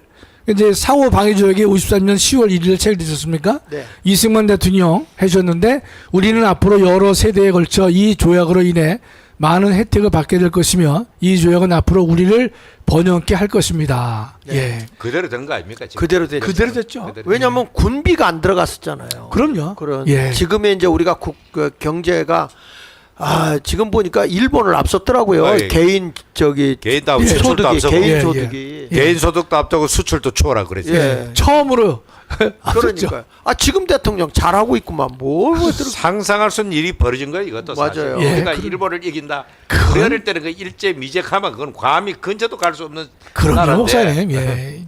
내가 저기 미국에 1980년도 붕해 갔다 오다가 일본에서 그 무슨 밥솥이요? 그 코끼리. 코끼리 예. 밥솥 그거 사갖고 왔더니 내가 마누라가 얼마나 좋아하는지 지금까지도 그때 그 표정을 본 적이 없어요.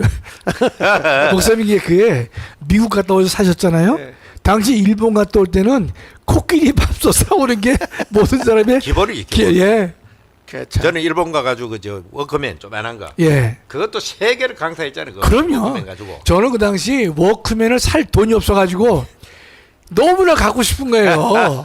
그 근데- 이제 공부할 때. 이 상호 방위 조약에서 참 인상 깊은 게 뭐냐면요. 언제든지 우리가 미국의 군대를 요청할 때는 즉시 파병한다는 게 있어요. 그렇습니다. 이 규정에. 예. 그래가지고 이게 우리가 그 전시 훈련을 한다. 와라. 그러면 미국은 의무적으로 와야 돼요. 그러니까 근데 목사님 저기서 예. 또 재밌는 게 어느 한국이라도 일방적으로 해지할 수 있도록 돼 있거든요. 예. 해지하면 1년 후에 효력이 자동으로. 발생하도록 돼 있습니다. 그 그러니까 그냥 저게 무서운 조항에 포함돼 있어요. 포함 다 되어 있더라고. 일본도 나중에는 예. 우리도 한국처럼 해달라고 사정을 했다는 예, 거죠. 예. 그랬더니 너희는 침략국이기 때문에 안 돼. 그리고 바꿔 맞았죠. 이거 보면 참 이승만 대통령이 대단한데 그것에 하나 넘겨서 보시면은 그 미국의 이승만 대통령이 존 덜레스와 이제 이 체결을 한 것이 두 사람의 그 친분 관계도 무시 못하는 거죠. 그죠? 그렇죠, 목사님. 네. 그 네. 아까도 나왔지 않습니까? 이게 네. 조지 워싱턴 대학하고 프린스턴 대학의 동문이라고 그랬잖아요. 덜레스가. 네. 그래서 54년 한미 상호 조약 조인서에 서명한 이승만 대통령이 지금 53년인데 53년 왜 그랬지? 대통령이 존 널레스 국무장관과 악수를 하고 있다. 예. 저게 이제 정확히는 53년 10월 1일 날 저 조약을 맺었습니다. 네, 네.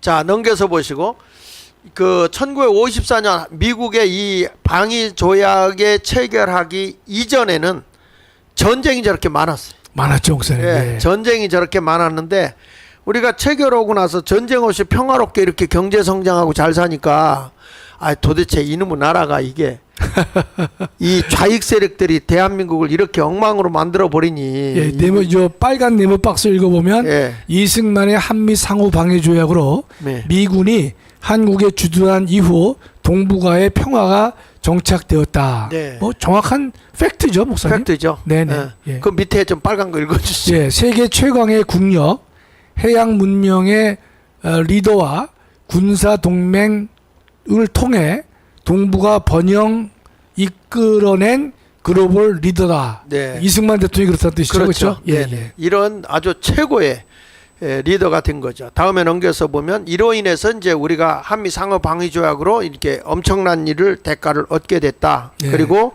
해양 지향의 태평양 국가로 우리가 탈바꿈도 하게 되었다. 네. 그래서 경제개발 5개년 계획으로 나라가 아주 승승장구하게 되었습니다. 넘겨서 보시면요, 지도를 하나 보면 대한민국이 어디 있는지 보입니까?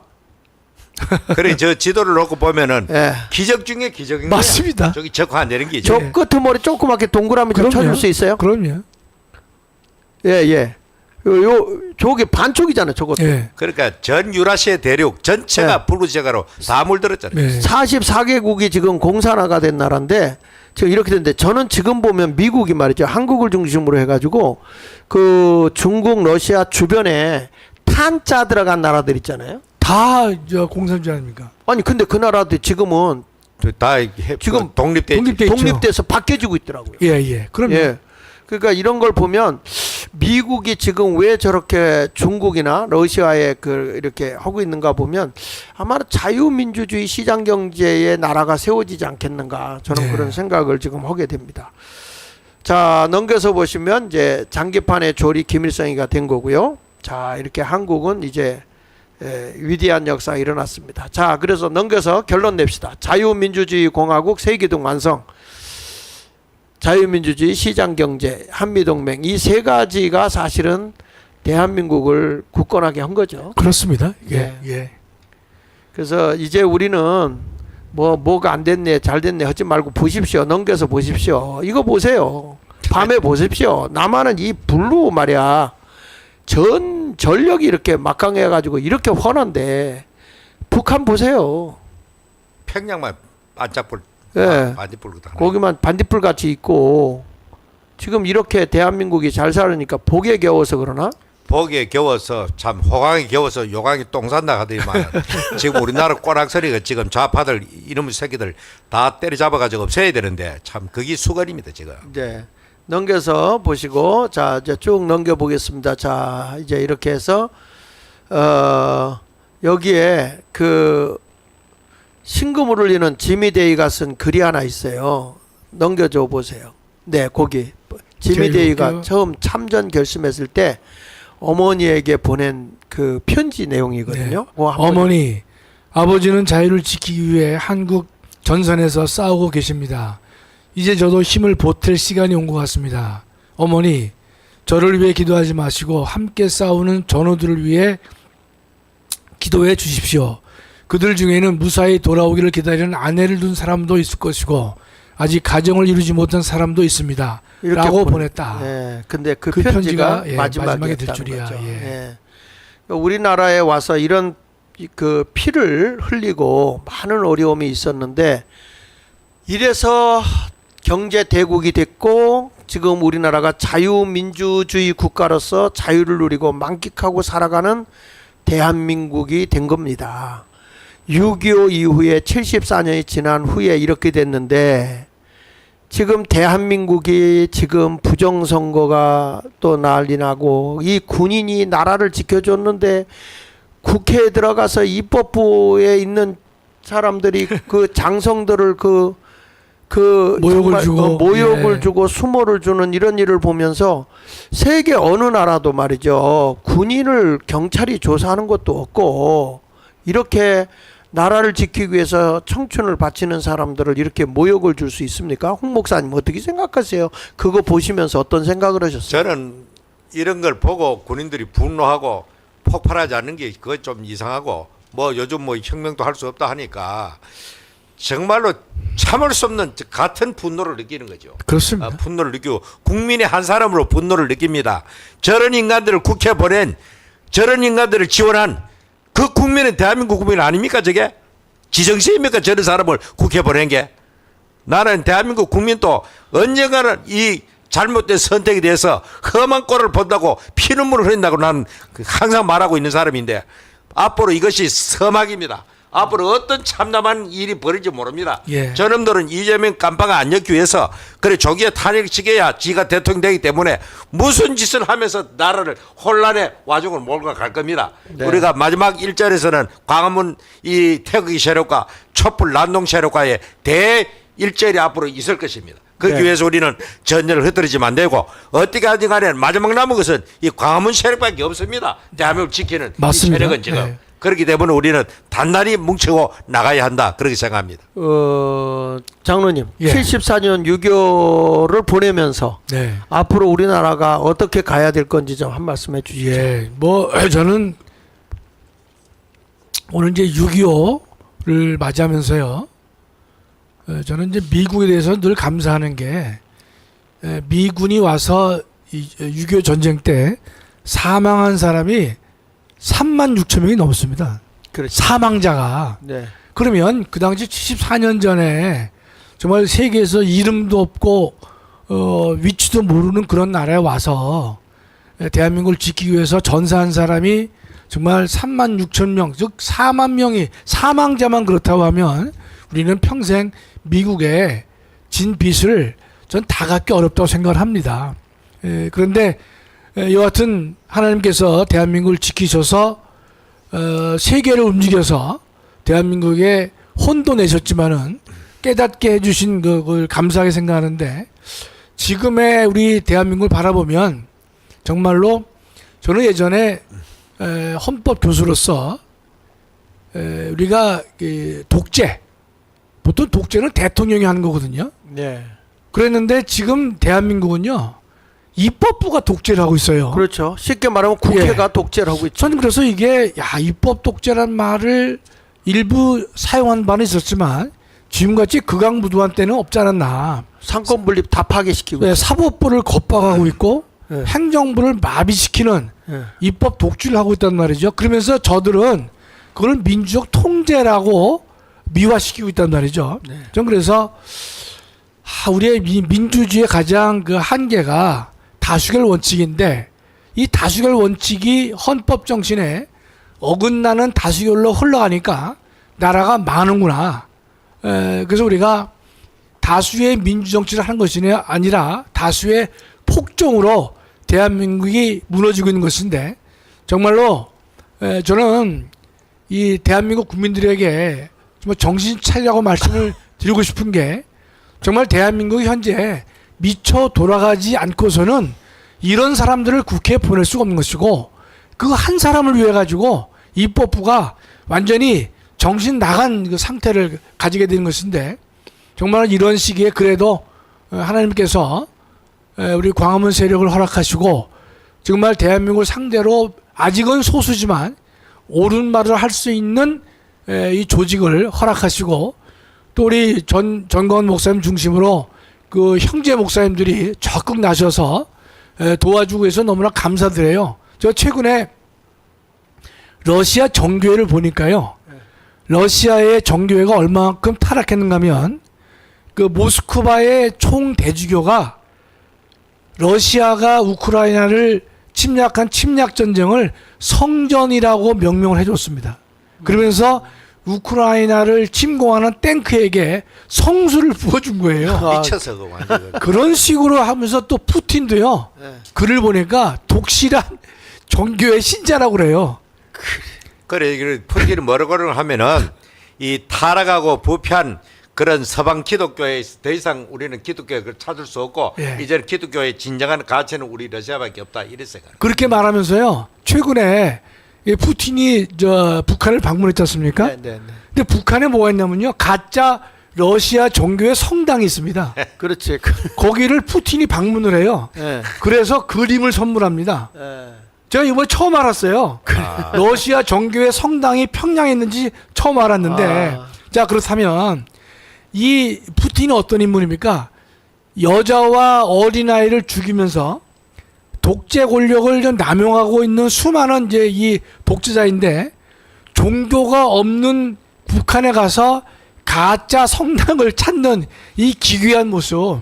전 그래서 야 정말 대한민국도 반성해야 되는 것이 그러한 그 사이비 그 이 거짓 선지자들이 아직도 대한민국에 많이 있다고 하는 게 대한민국을 망치는데 크게 일조를 하지 않을까 생각하는데요. 정말 우리 목사님 전 목사님과 형제 목사님들이 지금 살아계시니까 지금 다 소수의 목소리로 되어 있지만은 그러나 하나님 바라보시면서 의지하면서 그 올바른 말씀을 계속 해주실 때 정말로 대한민국이 망조가 들었지만은 바르게 만들어줄 수 있다고 저는 확신하고 있습니다. 예, 감사합니다. 우리 홍 목사님 마무리. 네, 참 6.25가 난 지 벌써 74년이 되는데 정말로 또 다른 위험한 그런 국제 정세가 지금 우리 주변에서 요동을 치고 있습니다. 그럼에도 불구하고 이 내부의 정세는 6.25 못지않은 대혼란과 오히려 그때보다 더 심각한 제도권 안에서 이미 좌익 세력들이 완전 장악하고 있기 때문에 정치를 차려야 함에도 불구하고 여기에 맞서서 싸워야 될 국민의힘을 보면은 그야말로 그것이 무슨 자유우파 가치를 지킬 만한 정당인가 하는 의구심이 들 때가 많습니다. 그래서 우리는 이 자유통일당이 이번에 부정을 인해서 배출을 못했지만은 아직까지 우리는 광화문을 중심으로 하는 애국 세력이 전 늘 말하지만 이것이 대한민국을 지키는 마지막 마지노선이라 봅니다. 6.25 때에 이 다부동 전선에서 다시 처올러 갔듯이 이 마지막 남은 이 애국 전선, 이 광화문 전선이 끝까지 우리는 살아서 우리는 반드시 자유 대한민국을 지키고 반드시 또 자유통일, 복음통일로 귀결돼야만이 이 한반도에 사는 모든 우리 7천만 동포들이 자자손손 되도록 행복한 그런 삶을 살지 않는가. 우리가 무너지느냐 북한이 무너지냐 둘 중에 지금 시간 싸움을 하고 있다고 봅니다. 그래서 우리는 이 번영한 자유민주주의 체제를 버리고 또다시 사회주의로 가려고 하는 이 몸부림치는 이 세력이 지금 절대 다수를 차지하고 있으니까 제도권 안에 물론 속아서 그래 되지만 어쨌든 간에 대한민국은 엄청난 위기 상황이 있다. 북한은 북한대로요. 적어도 건드리면 무너질 그런 상황입니다. 마지막 발악을 하고 있는 거예요 지금. 그런데 이것이 어느 쪽이 먼저 붕괴되느냐 나는 그 참 싸움에 지금 기로에 놓여 있다. 정신 바짝 차려야 된다. 그렇게 봅니다. 네. 이제 우리나라가 이렇게 자유민주주의, 시장경제, 한미동맹을 굳건하게 하지만 그 모든 것의 기초와 모든 정신은 기독교의 정신입니다. 그래서 우리 자유통일당이 뭐 정치를 하니 뭐니 하지만 우리가 성령으로 하나님의 복음을 온 세상에 전파하면서 기독교의 복음으로 나라에 부패되고 썩은 것을 각성시키고 회개시켜서 바로 기독교의 정신으로 국민을 일깨워야 합니다. 포괄적 차별금지법이라든지 징벌적 손해배상이라든지 또는 감염예방법으로 교회 폐쇄법이라든지 이런 것들이 절대적으로 통과되지 못하도록 교회가 함께 해야 할 일이라고 생각합니다. 이번에 우리가 이 부정선거를 통해서 거짓된 국회의원들이 국회에 입성했다고 하는 것이 우리 장재원 박사님께서 48명을 발표를 했어요. 명단을 48명 명단을 발표를 했는데 오늘 3시에 이 과천 경찰서에 우리 구주화 변호사님과 장재원 박사님이 고발한 것에 대해서 진술을 하기 위해서 들어갑니다. 우리 근방에 계신 분들은 그곳에 가셔서 부정선거에 대해서 같이 시위를 해주고 응원을 해 주셨으면 고맙겠습니다. 2시까지 가셔서 그곳에서 함께 해주시기를 부탁드리고요. 그리고 내일 좀 올려주시죠. 경남 그 도청 앞에서 3시에 저하고 홍동명 목사님도 같이 내려갑니다마는 그 지역에 우리 자유마을 식구들 그리고 우리 대국본 식구들 뿐만 아니라 그 시민단체들이 함께 모여서 이 부정선거 규탄 경남대회를 하게 됩니다. 지금 부산을 거쳐서 지금 대구 그리고 경남 지역 가고 있는데 매일 이 시위가 벌어지고 있고요. 뿐만 아니라 지금 부산에는 텐트를 치고 그곳에서 이 부정선거 규탄을 지금 하고 있습니다. 그래서 내일은 오후 3시에 경남에서 부정선거 대회가 있음을 알려드립니다. 많이들 나오셔서 우리나라에 다시 한번 계속 띄워주세요. 내일 많이들 그 부산 경남 거기 도청 앞에 경남 도청이면 무슨 어딘가요? 창원이죠. 창원. 예, 예. 예, 창원입니다. 썼으면 좋겠네. 예, 창원 경남 도청의 창원입니다. 그래서 여러분들이 오셔서 같이 응원해 주시고 대한민국의 부정선거를 밝혀내서 입법 독주를 이게 국민을 무서워하지 않아요. 왜? 거짓되게 국회의원 됐는데 저 사람들이 뭐 다음에 또 부정선거에서 되면 되지 해가지고 국민을 무서워하지 않습니다.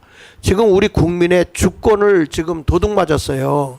이제는 우리가 국민 저항권으로다가 골기하고 나가서 이 나라를 바로 세워야 합니다. 아까 우리 김학성 장로님이 그 지금 우리나라에 정말 그 상권 분립이 무너졌다.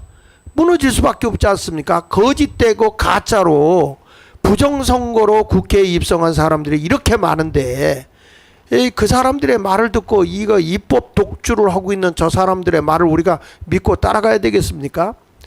국민이 깨어 일어나야 됩니다. 우리 함께 부정선거 밝히는 일에 총력 기울여 주시고 우리 한번 생명 바쳐 대한민국을 자유민주주의 국가로 시장경제로 한미동맹 굳건하게 하면서 기독교의 정신으로 자유통일당 중심으로 대한민국을 한번 일으켜 봅시다. 오늘 끝까지 함께 해주셔서 감사합니다.